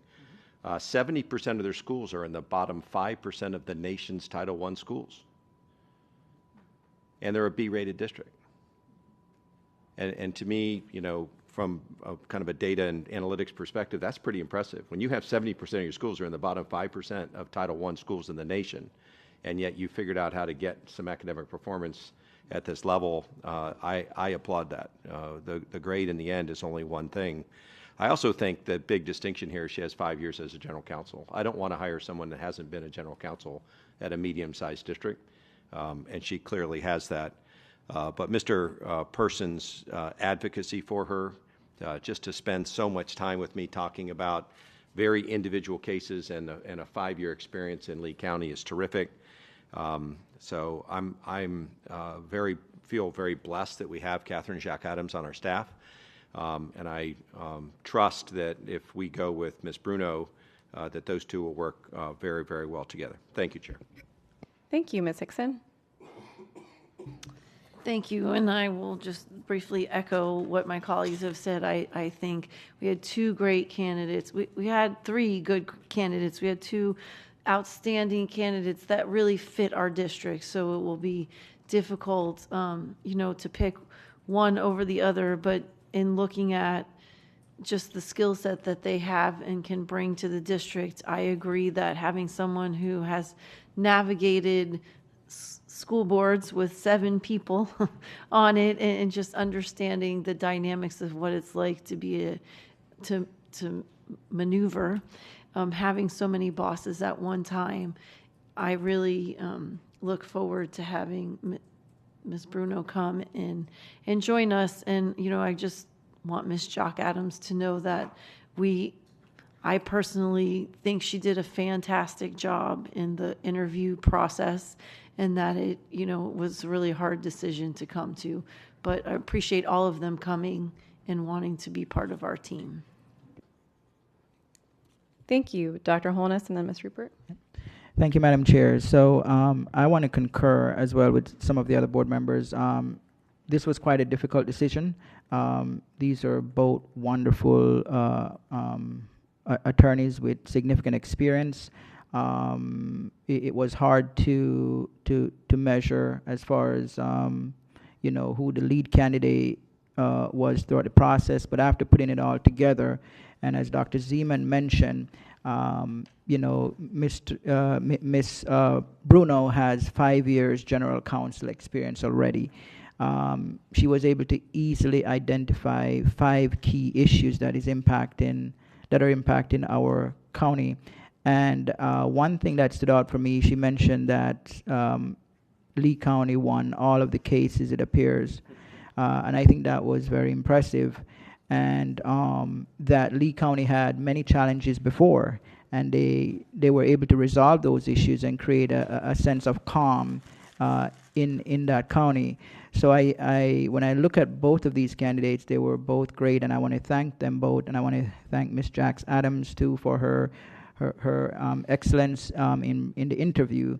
But looking at both of them, I believe Ms. Bruno kind of edged out a little bit more, and so that's why I made that choice. Thank you. Thank you, Ms. Rupert. There was one question that I didn't get to ask Ms. Jacques Adams, and I think it's pertinent to the conversation. We're thinking that Ms. Jacques Adams is going to stay here, and we don't know the answer. I wanted to ask her when we sat down for my interview, but I thought it would freak her out just asking that question, so I didn't ask. But if we're voting with the assumption that we're going to have fantastic and fantastic as part of the team, not that we don't have other fantastic people with them, it's kind of I thought I'd throw it out there because we have no idea. I don't know if Ms. Batista would know that answer or don't want to share it. Okay, but I didn't ask it, and it's important to know. Just saying. Thank you, Ms. Thompson. Thank you, Chair. I agree with my colleagues that there are 2 very strong candidates before us, and both have really strong backgrounds and reasons to pick them. I would actually lean towards Ms. Jacques Adams. I believe we're also having several lawyers retire at the end. Is that correct? So at the end of this year or shortly. So having that background knowledge of kind of the different internal issues that the district has been facing, I think is important. I also echo Ms. Rupert's comments that I don't think that should be your decision-making process, is that, well, if we don't choose her, she's going to stay, because we don't know that that's happening. And I just think her background, the way that she has covered in recent meetings, especially in a closed door that obviously I won't go into, I think she handled really well. but that would be my vote. Any other board discussion on the motion? All right, so again, the motion is to hire Mrs. Kathy Dupree Bruno for our general counsel position. All in favor of the Isn't it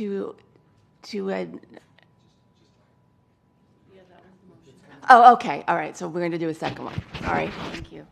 All in favor of the motion, say aye. Aye. All opposed, say no. One opposing vote. Motion passes with one opposing vote for Ms. Thompson. Mrs. Alhadeff? Thank you. I move to give authority to Chair Leonardi to lead negotiations on December 17th. Second. Any public comment on the motion? No, ma'am. Board discussion? Mr. Severa. Thank you, Chair. I would like to know what that process entails. With certainly all due respect to the chair, and I think you're certainly capable of doing this. Contract negotiations can be tricky. I wasn't here through the last process when Ms. Batista was going through this, but I would feel more comfortable if the legal committee was involved in this. And also, when I say legal committee, I mean the three of us, and also our legal department.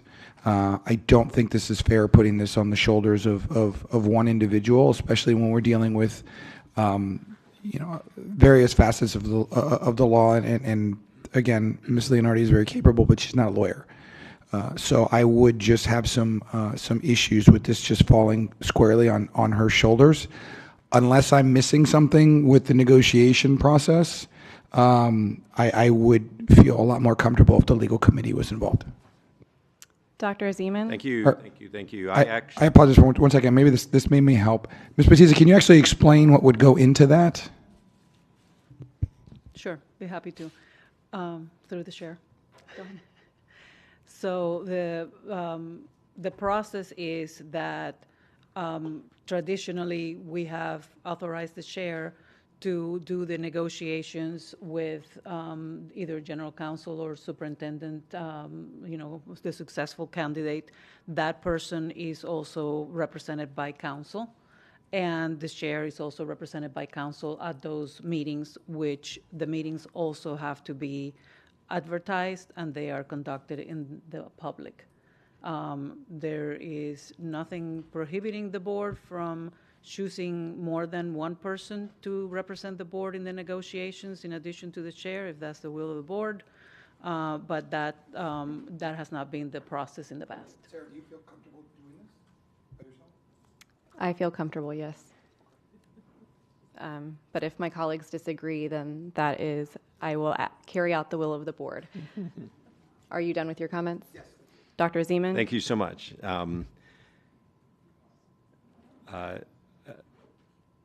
I'm actually more comfortable with a non-lawyer negotiating than a lawyer, because the legal part of this is pretty straightforward. This is an employment contract, and you're going to negotiate 4 or 5 things, and more than just the tradition of doing it by the chair, because I think there's some instances where we may ask for some technical expertise for people like we did, with screening resumes.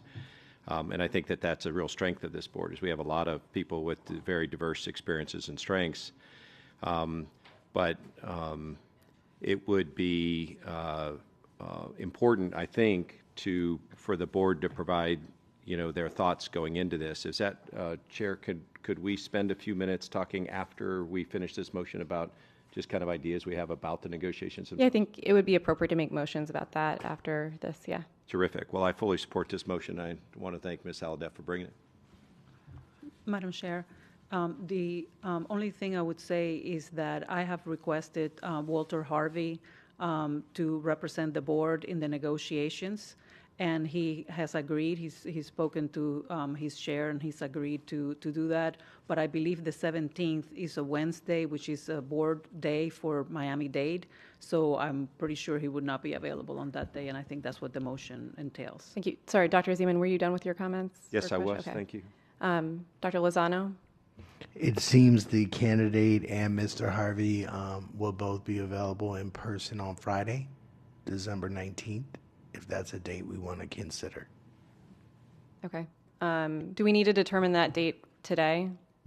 We do not, but I was just making aware of the availability of the. I think the only value in doing it today is if you couldn't make that date, we might want to pick someone else because because apparently the candidate and their attorney can make it. Yeah, I mean, no one asked me my availability that day, but I I will make myself available as needed. Okay. Awesome. Ms. Bowman? I support the motion as amended to the date, since our chair is available. I think, to Mr. Cervera, we kind of are learning because we're new. So, sometimes you think that something should happen but we don't know how it's always done. So I think that's just what's happening here. But I think our chair will do a great job with council. Ms. Hickson? Thank you. And I don't know if this is the right time to ask that question, but if you're able to do it on December 19th, how soon would Ms. Bruno be able to start? And the reason I'm asking that is because maybe it would avoid us having to task assign somebody. So can I respond to that? Yes, please. I had spoken with staff about and you can all see that there's a piece about a task assignment in the script, but we had talked about someone bringing a board item to discuss a task assignment on the 16th, so next week, so we can determine that. So we can work out with Ms. Bruno when she would be able to start and determine if there was a task assignment necessary. Dr. Lozano? Thank you, Dr. Lozano, Chief Human Resources Officer. Yes, so that would allow us to seek out internal candidates who are willing to take the task assignment and then bring options for outside counsel to discuss on Tuesday. If that becomes a need, the board will have that option on Tuesday. So the reason I'm asking is because I'd like to avoid having to do a task assignment at all. And I would hate to put all of that work into it and then not need to have it. Is it possible to wait until they negotiate and see when the start date would be and then decide if we need a task assignment or not? There's a lot of extra work there that if it's not going to be needed, I would rather not stress everyone out that way. I'm going to defer to General Counsel if a task assignment can begin before board approval. Well, from my understanding of the timeline, and I don't, I haven't had any conversations with Ms. Bruno as to when her availability is to start, how many days she needs to provide to her current employer for them, under her contract. I'm sure she has some provisions in there. So, but I would say it would be very difficult to have to have negotiations, which, even if they are on the 19th or the 18th, whether they will be completed on that day, number one, so they may carry over to the week after, or further, we don't know. So I think that a task assignment or an interim general counsel would be appropriate. Ms. Hickson, are you done? I'm still going to say my preference is not to have an interim general counsel. Okay. Dr. Holness? Thank you, Madam Chair. So if indeed we need to have an interim, and I don't know the answer to this question, I think we would be very happy to have Ms. Jax Adams as the interim to continue until we are able to go through the negotiation process, if she's so willing to do that. So I don't know if the board agrees, but I think that would be a good course of action. Okay. Ms. Batista, could you speak to the motion and any advice you have on the motion? Yes. So the motion, I think it would be better to have no date on the motion because we don't have everybody's schedules. We don't know how many times the negotiations may take place in more than one day. So just to leave it open and just grant the authority to the chair to negotiate on behalf of the board and to have those particulars then decided when the staff has had an opportunity to find out all the dates that everybody's available. Madam Chair. Dr. Holness? So, Madam Chair, since we're not setting a date and Ms. Batista is leaving on the 9th, Ms. Jax Adams, I believe, is in the building, and we don't have a date, which means we could go beyond the 9th or we could be done by the 9th. Would it be, Ms. Batista, would it be, are we able to appoint an interim at this point if the board so choose? It's just my opinion, but we'll get the opinion of the board. Should Ms. Jax Adams be interested, should that we have to negotiate beyond the 9th to take on the interim role because you're leaving, so we don't leave that open. Yes, if the board wishes to make that appointment, that could be something that you consider today. Okay. I just want us to stay on the motion. And I don't know that if Ms. Al-Hadaf is willing to amend the motion, but to take the date out. So I just wanted to stay on the motion of authorizing the chair to negotiate. Yes, I can agree to take the date out. Okay. All right. Any other comments on the motion? Ms. Rupert? Can we repeat the motion again? I move to give authority to Chair Leonardi to lead negotiations. Oh, well, that's simple enough. Thank you. Ms. Hickson? Okay, I didn't see. All right. All in favor of the motion, say aye. Aye. Aye. All opposed, say no. Motion passes unanimously. Dr. Lozano? So it was brought to my attention that Ms. Dupuy Bruno's contract requires a 60-day notice. So we will most likely need to have an interim general counsel. Thank you. Madam Chair, Go ahead, Dr. Holness. I'd like to make a motion for Ms. Jax Adams, if she so accepts, to be the interim general counsel until we complete negotiations with Ms. Bruno. Is there a second? I would like a second before we comment further. No one would like to second that motion? I'll second it so we can discuss it, So moved by potential. Dr. Holness, seconded by Ms. Pullman. Dr. Lozano? Ms. Jock Adams is willing to serve as interim general counsel. Any other comments on the motion? Dr. Zeman? Thanks, Chair. I appreciate all the sentiment about this. It's an excellent idea. I just don't think it's necessary right now. I think that we have time to think about options and to bring things back. To my knowledge, how many school board meetings do we have between now and January 9th, Chair? One. And that would be next Tuesday? Yes. Yeah, I would just prefer to wait until then to decide what to do. Thank you. Any other board comment? Mr. Cervera? What's going to happen between now and next Tuesday? Nothing. I know the answer to the question. Let's get this out of the way. At least with the vote. Excuse me. At least with the vote, because I'm hearing 60 days. So assuming she tells them, Monday, right? I mean, we're still now into February. I mean, it's clear when Ms. Batista is leaving. We need to account for this, and apparently, according to Dr. Lozano, we have somebody who's expressed a willingness and a desire to sit in that role. So I don't see the sense in dragging this on any longer, or at least for purposes, we'll have to vote. But I think we should get this on record now. All right, Dr. Lozano, then Ms. Pullman, then Dr. Holness. Yep. Ms. Batista, do we need to enter into negotiation with Ms. Jock Adams for the interim counsel? Yes. You would. All right, Ms. Pullman. I support this motion. I'm very grateful for the grace that Ms. Jock Adams is giving us, that she's willing to serve in this position. I think that'll be excellent for the district. And, we can go to negotiations. We could find an impact. You might not be able to make negotiations. I don't think that if I was the employee that I'd be giving my notice until I had my negotiations under control.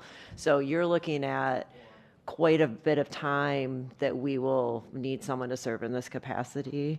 And so I support the motion. I appreciate you bringing it. And again, I would just thank Ms. Jock Adams for being a consummate professional and being willing to serve us as she is. Ms. Batista? Yes, thank you, Madam Chair. So it's customary for the candidates to give notice after they have been approved, their contract has been approved by the other board. So if you don't have another board meeting in January, until January or late January, that will probably be the date that the contract with Ms. Bruno is approved. And so you will need someone, she will give notice at that point, and then you will need a couple of months. So I'm thinking that you will need an interim until March. I have Dr. Holness, Ms. Hicks, and then you, Ms. Alhada. Okay. So, Madam Chair, I guess Ms. Batista just answered my question. We don't have, besides Tuesday, we don't have another board meeting until the after the 9th. So just, I just wanted to ask that question, so I'm good. Ms. Hickson?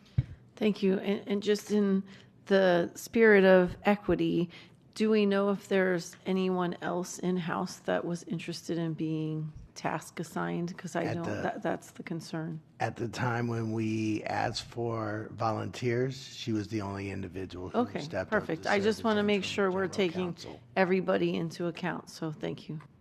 Dr. Lozano, did you have anything else to add? Our chief of staff can talk us through potential dates or process to get an interim appointed before January 9th.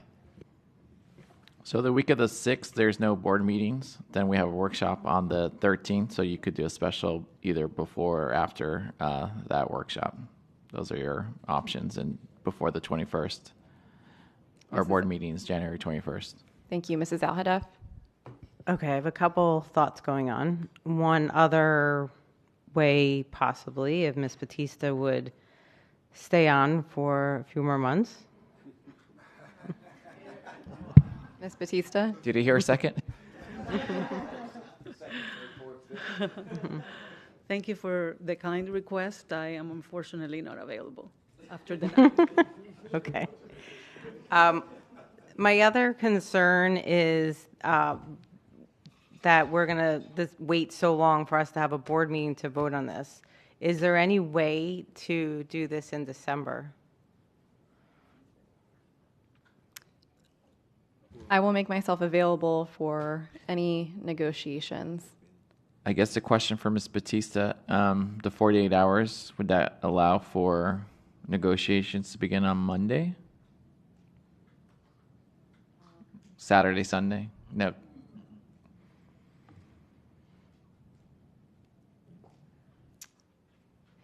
I guess the other thing that we could consider is doing a special school board meeting the 19th. Is there 5 of us at least available to be here in person? And then maybe you can call in if you're not. We would be voting to this is presuming that that the contract negotiations happen on the 18th. The 18th and are successful. A special school board meeting for the 19th. We would need, as Mrs. Alhadaf said, at least 5 of us available. So I don't know if anyone has any thoughts or concerns or objections. December 19th. All right, I'm counting 1, 2, 3, 4, 5, 6 of us are available. So I don't know if we need to vote. I think Mrs. Alhadaf, you were speaking to voting on Mrs. Dupree-Bruno's contract, yes. Because we can bring the contract for the interim on this, well, no, we can't bring the contract for the interim on the 16th, can we? Because we have to, that has to be negotiated too. Can you do both in the same day? On the I could do 19th? that. Mm-hmm. Well, and the negotiations both in the same day. So that would be presuming that the negotiations take place the 18th and they are both successful. If they are not, we can always cancel the special school board meeting, right? Mm-hmm. Yeah. The candidate is unavailable on the 18th.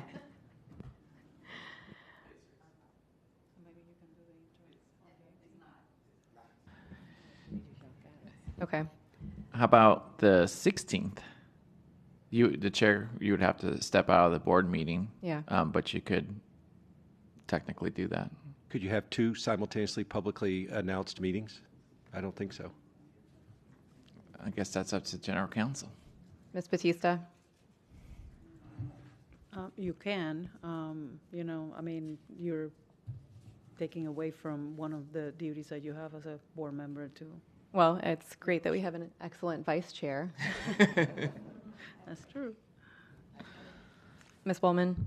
So I'm confused about why this is such a rush. So I believe the concern is that Ms. Dupree-Bruno's notice would begin the day that we vote on the contract. So if we don't vote on the contract this month, we won't be, the 60 days won't start until January 21st is our next regular school board meeting. We, as Mr. Sullivan said, we could schedule a special Okay, I understand before that. Yeah. Okay. Well, then I guess, whatever we can do to hasten the process next week, if that's possible. I mean, the only, it always gets into contract negotiation that you may not reach an agreement the first time you meet and there's back and forth. So I guess the quicker we start it, but I still think it might be, we'll have to be prepared for the fact that it's going to take longer than we would like. Ms. Thompson? Have we discussed with her available start date? Because she will be moving from Lee County here with a family. But I understand, but if she's not even available to start till later, then there isn't that rush. Dr. Lozano? We have not engaged in those specific conversations at this time. Mr. Cervera? Chair, may I inquire from Ms. Batista how long it took during her contract negotiations when she last went through this? Because I think we're being way overly optimistic if we think we're going to negotiate an interim general counsel's contract with our future general counsel's contract in one day. Unless this is a way easier process than I'm envisioning, in my mind, this is going to go on for weeks. Maybe not. So, Ms. Batista, when you went through this, it was a day's worth of negotiations? No, actually, it was many months because there were several different shares that negotiated the contract over a period of time. So it was approximately 2 months, I want to say. Not obviously negotiating. There were like 3 sessions, I believe. Thank you. Negotiation sessions of a couple of hours each. Okay, so this was a multi-pronged negotiation. This wasn't you guys met on a Tuesday and by Wednesday you were signing documents. No, I mean normally I would say that mine was unusual because of the change in the chairs in the middle of the negotiations.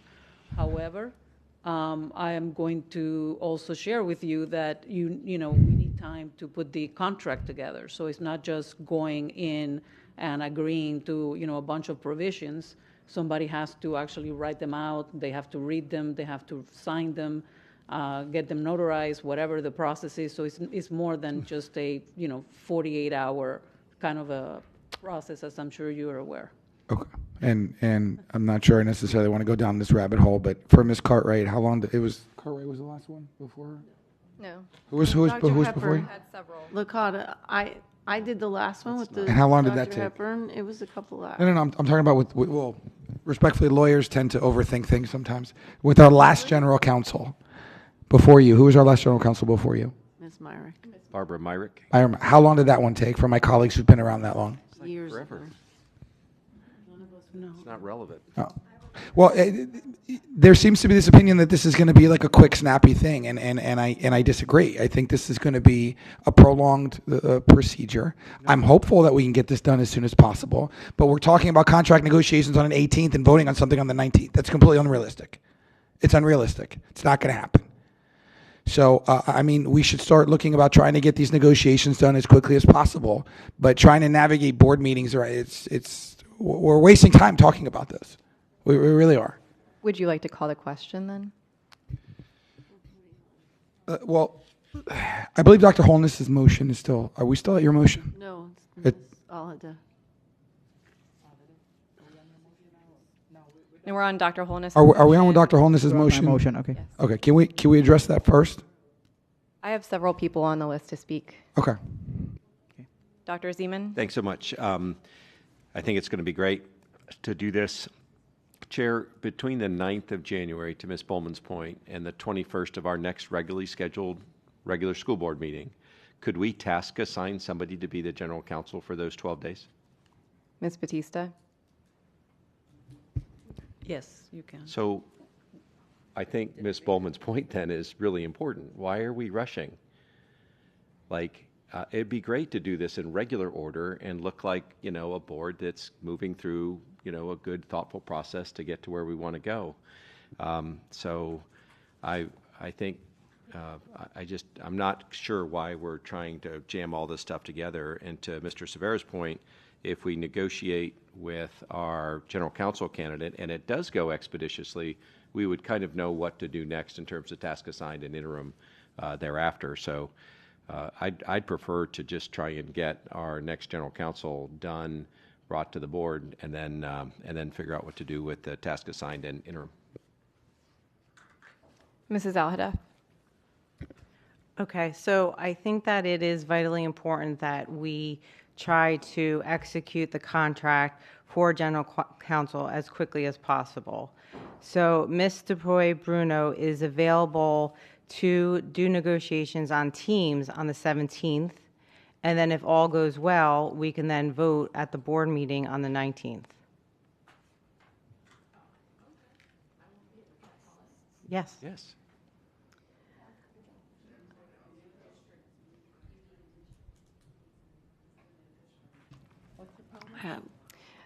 Dr. Lozano? If you're utilizing Wednesday to do the negotiations, is that Wednesday? Then I do not believe that Mr. Walter Harvey will be available because that is Dade County. We already said that. Board meeting. So we would have to find some representation for the board.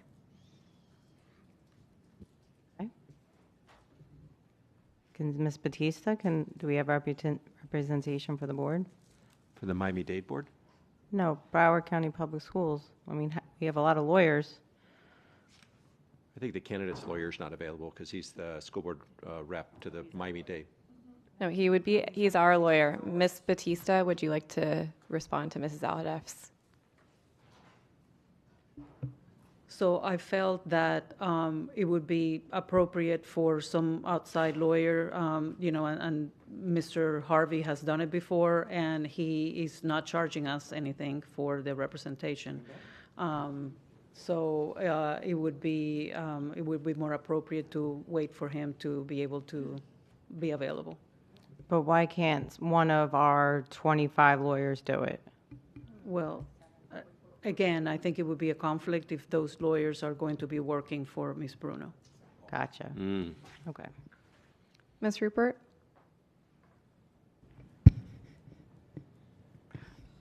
I don't even know where we are with the dates. Yeah. All right. We're not really we're just deliberating Dr. Holness's motion. Ms. Hickson? So my question, although maybe not necessary now, is to Ms. Batista, would a day be enough to have time to write that contract as you just mentioned and turn it around? So, we want to make sure it's right. So I feel there's a couple of things. I worry that the other board, Lee County, is going to really want to keep her and maybe up some stakes for her and make her decide maybe she doesn't want to move. So I don't want to give a lot of leeway in that respect. But I also want to make sure we're not rushing our general counsel's office to do something it's just not feasible to do. So thank you. Ms. Rupert? Thank you, and that was my point. Up at FSBA with several of the current school board members begged to not have us pick their attorney. They loved her that much. So that thought process of, they could sweeten the pot. I don't know. I can't be responsible for that. It's going to be whatever it's going to be. But I think that is a concern, and it's a valid concern to think about. I don't know if that'll make it happen anymore, but, Yeah, she's very well loved there. Okay, and then just so we're staying to the motion, which is to appoint Ms. Jack Adams as interim general counsel. Ms. Bowman? That's the motion. I got lost like a lot back there. Well, I support that motion. And, I think these are all valid concerns, but we're negotiating with a potential employee who is ultimately going to make her own decision about whether or not we're offering her what she wants and whether she wants to come. So I would rather do this well than rushed, and then you could end up having the exact same outcome. You rush it, and she still has a better offer from Lee County and decides to stay.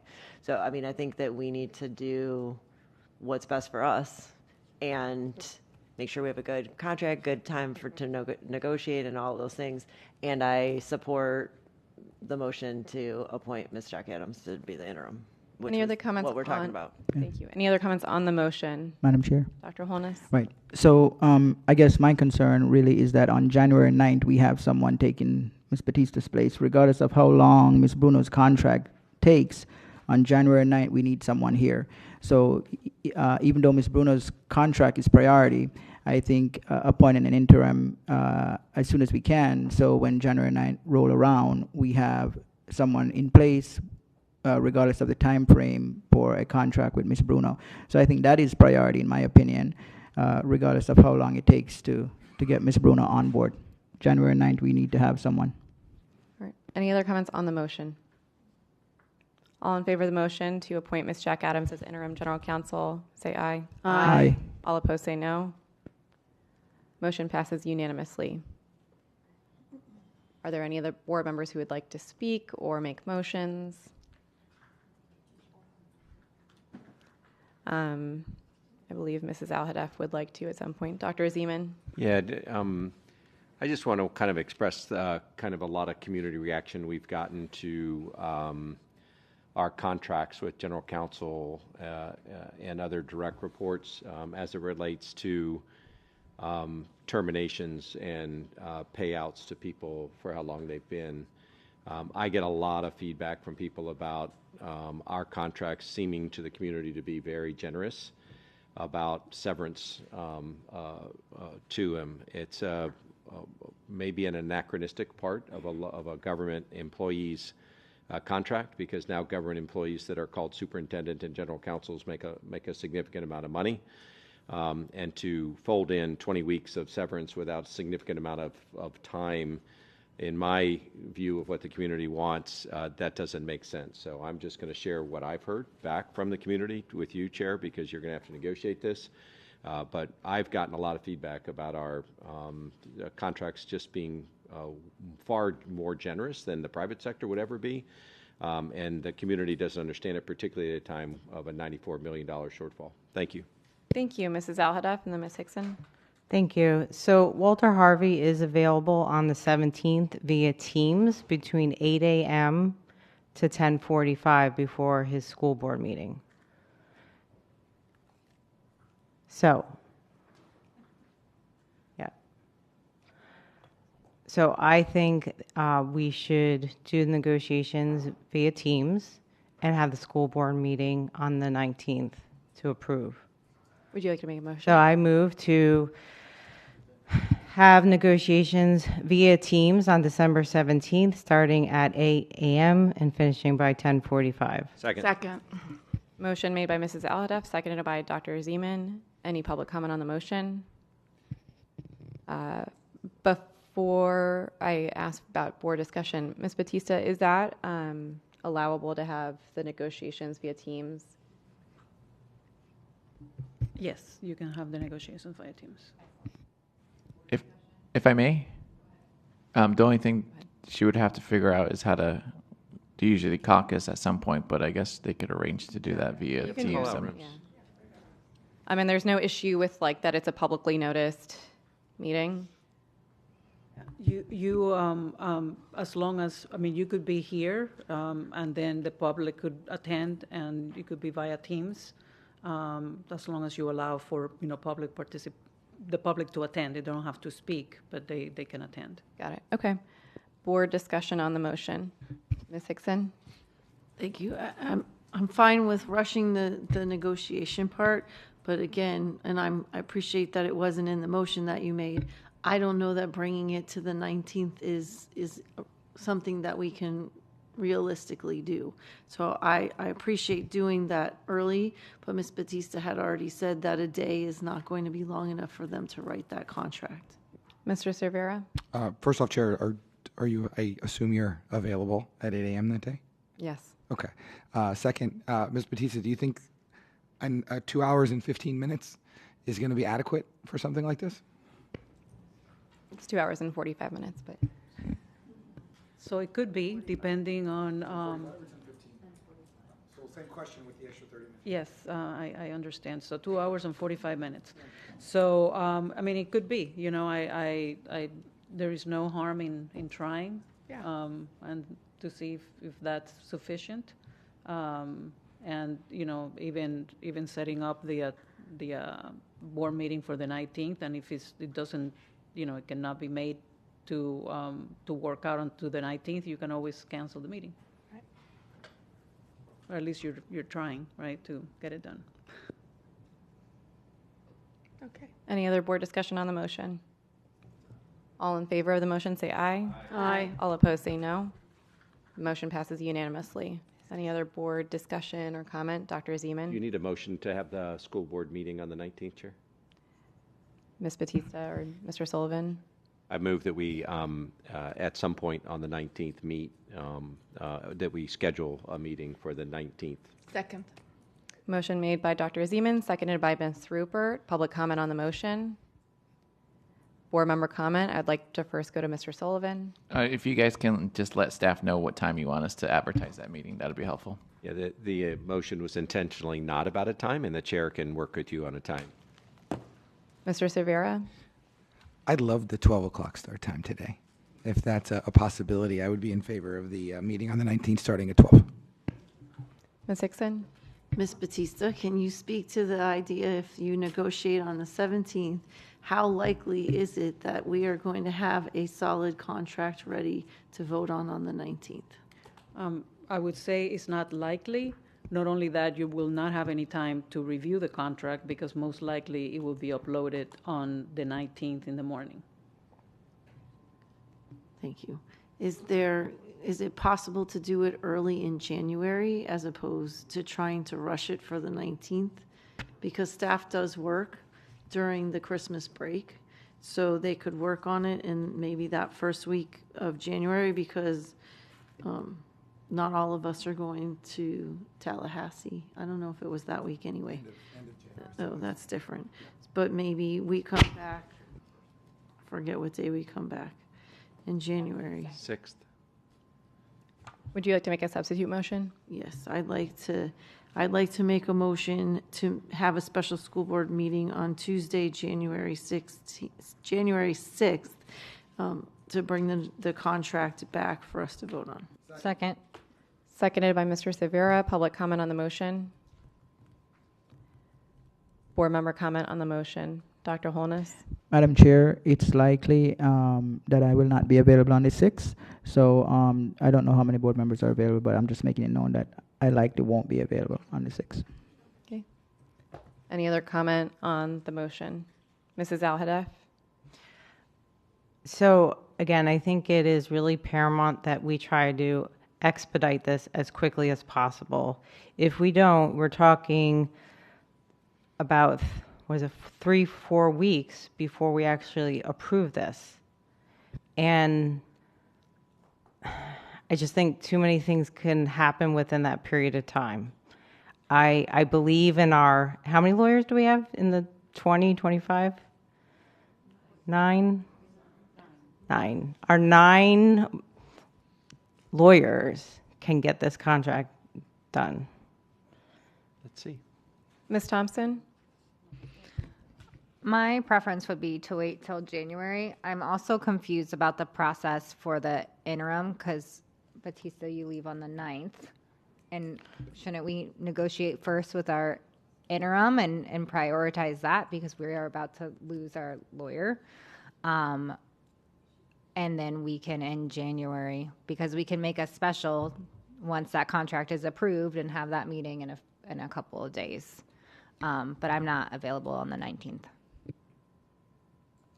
Any other board comment on the motion to schedule a special school board meeting on January 6th? Madam Chair. Dr. Holness? Ms. Batista, if in fact a meeting was scheduled on the 19th for like 5 p.m. in the evening, would you be able to get the contract done in time for that? Again, that's not up to me. It has to be something that Ms. Bruno has. I'm sure she will have a lawyer. They have to agree to the provisions that, the offers that are made at the meeting on the 17th. Mr. Harvey, we help him with the contract, obviously, through the clerical process. He doesn't have to type it up himself, but he also has to review the contract. He has to find the time to be able to do that. So I would say that on a normal process, that would not be sufficient time to just have it from the... Understand. But if it were to be held on the 19th, would you say having the additional time at a later in the day meeting as 4 or 5 versus 12 in the day or 8 in the morning would yes, be beneficial? Any additional time would be helpful. Would be helpful. I would just say that I know in the past the board has desired to look at the contract in advance. You're not going to be able to have that ability. You're going to have to look at it during the meeting because it's not going to be available prior to that. Okay. Ms. Hickson? And does Ms. Dupree Bruno have to also review that contract before we negotiate it? So there's just a lot of moving parts. I understand wanting to do it early, and I don't even mind moving up a school board. I don't know what it would look like, but I know there are days people are working during the winter break time. Moving it up further in December, I don't mind, only because I'm going to be here. I don't know what everyone else is doing, but there is not this rush. I think the bigger rush is, again, to get the interim in place. I want to do it quickly, but I don't want to do it in a way that doesn't meet the expectations that are normal for a contract. And in addition, if I may, Madam Chair, not only, traditionally, I'm just going to say it that way, the board has changed provisions on the day that you approve the contract. So just because you give authority to the chair, whatever was negotiated at that meeting is usually at least 1 or 2 provisions are changed during that meeting. So that means that Ms. Dupuy Bruno would have to be available and her lawyer would have to be available on the 19th to be able to attend, at least via Teams, to be able to have a say if something is changed in the contract. And to that point, I think that kind of makes the other points about the timing a little bit moot, because historically we have gone back and forth on the dais about the contract. It's approved, these changes are approved in real time. So I just don't, I understand that we want to do things right, and historically this is what's happened. So I think I'm less concerned about having enough lead time between the negotiations and a board meeting, because those things happen immediately on the dais. So that's my comment. Is there any other board discussion on this motion? So it's a substitute motion to schedule a special school board meeting on the 6th of January, 2025, to approve a contract. The 26th of January? 2026, thank you. Okay, so January 6th, 2026 to approve the contract. All in favor of the motion, say aye. Aye. All opposed, say no. No. Roll call. Roll call on the motion. School board members, Ahodeff. No. Bowman. Can I ask a point of clarification? This is to move it from the 19th? It's a substitute motion, so there was never an approval of the 19th. And when does school start? The 5th? Monday The 6th. The 6th. The 6th. Oh, geez, guys, why this day? Yes, I'm sorry, was that a yes? Yes. Yes. Okay. Severa. with reservations. Hickson. Yes. Holness. Madam Chair, I'm so sorry. Whose motion was this again? This Who is- made the motion? Ms. Hickson's motion. Okay. Yes. Okay. I just. Leonardi. No. Rupert. Thompson. Yes. Zeman. No. Passes 5-4. Any other board discussion or motions to be made? Madam Chair. Dr. Holness and Dr. Yeah. Zeman. Just want to confirm the motion for the negotiation for the interim. When will that take place? I just want to. I don't believe we've made that determination yet. So we do have to do that today. Wouldn't that be correct? Ms. Batista? Well, it would be helpful if you found a date to do the negotiations, but at the very least, even if you don't do that, you don't need to actually find a date. What you do need to do is authorize the chair to enter into negotiations for the interim contract. So do we need a motion to do that? Madam Chair, I'd like to make a motion to authorize the chair to go into negotiations with Ms. Jax Adams. Second. Motion made by Dr. Holness, seconded by Ms. Hickson. Public comment on the motion. No, ma'am. Board discussion on the motion. Ms. Hickson? Just say, if possible, then maybe we could do both of the contracts on the 6th. Okay. Any other board discussion on the motion to Madam Chair? authorize the chair? Yes, Dr. Holness? Are we able to find out if Ms. Adams is available on the 6th? For the special school board meeting? She could have plans to be absent. I don't know. I just want to make sure. We can reschedule if she can't. Okay. We're checking. Yep. The motion was simply to authorize the chair to enter into negotiations with Ms. Jack Adams. Any other board comment on the motion? All in favor of the motion say aye. Aye. Aye. All opposed say no. Motion passes unanimously. Dr. Zeman? Thank you. Are we toward the end? I don't hear any other motions coming. I just want to kind of make a comment, Ms. Fulton, Dr. Fulton. You know, there are staff preparations for a negotiation like this. I would have hoped that we would have known more about the next steps after deciding today. We had a school board meeting planned today with one agenda item to hire a general counsel. The steps after that are self-evident. We need to negotiate. We need to have dates. We need to know people's availability. We didn't know that today. And I just would like the staff to be prepared for next steps too, not just the agenda item, but for whatever we can forecast after those agenda items.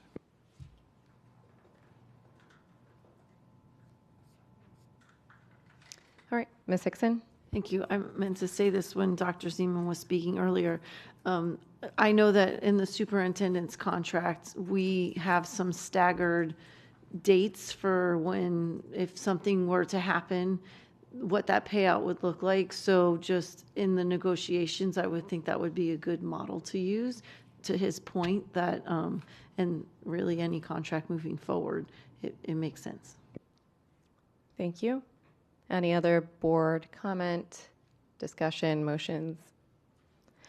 Before we vote on the item, I would love for Ms. Dupree Bruno to come in to make some comments. Is she available? Okay.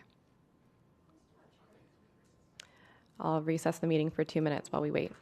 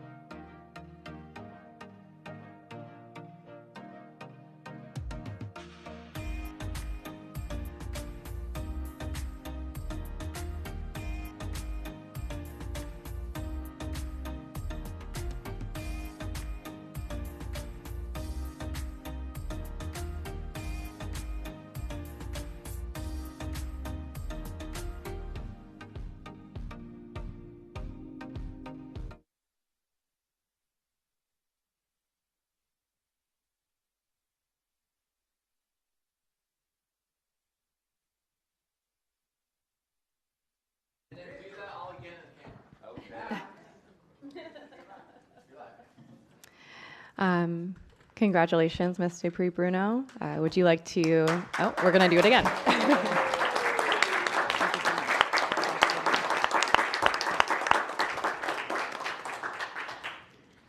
We'd love to hear some remarks. Wow, this is amazing. So I want to thank each and every one of you very much for this opportunity. It's really an opportunity of a lifetime because we do not have these chances to be able to lead a district of this size and this magnitude every day. So thank you to Ms. Batista, who opened up the opportunity.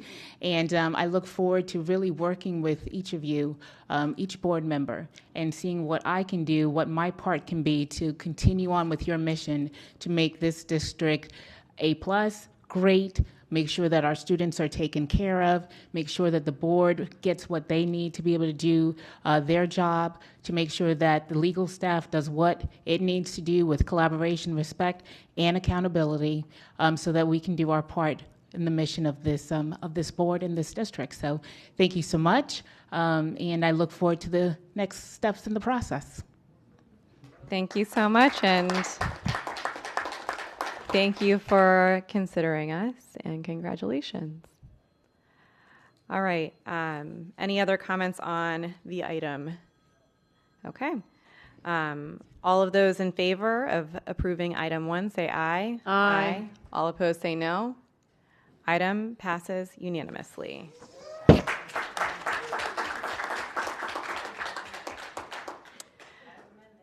As amended. Thank you for that reminder, Mrs. Al-Hadaf. Do we need to select a date for negotiations now, or is that something that can be done after the meeting? After the meeting is what Ms. Batista is saying. Okay. Ms. Batista's last day is January 9th, 2026.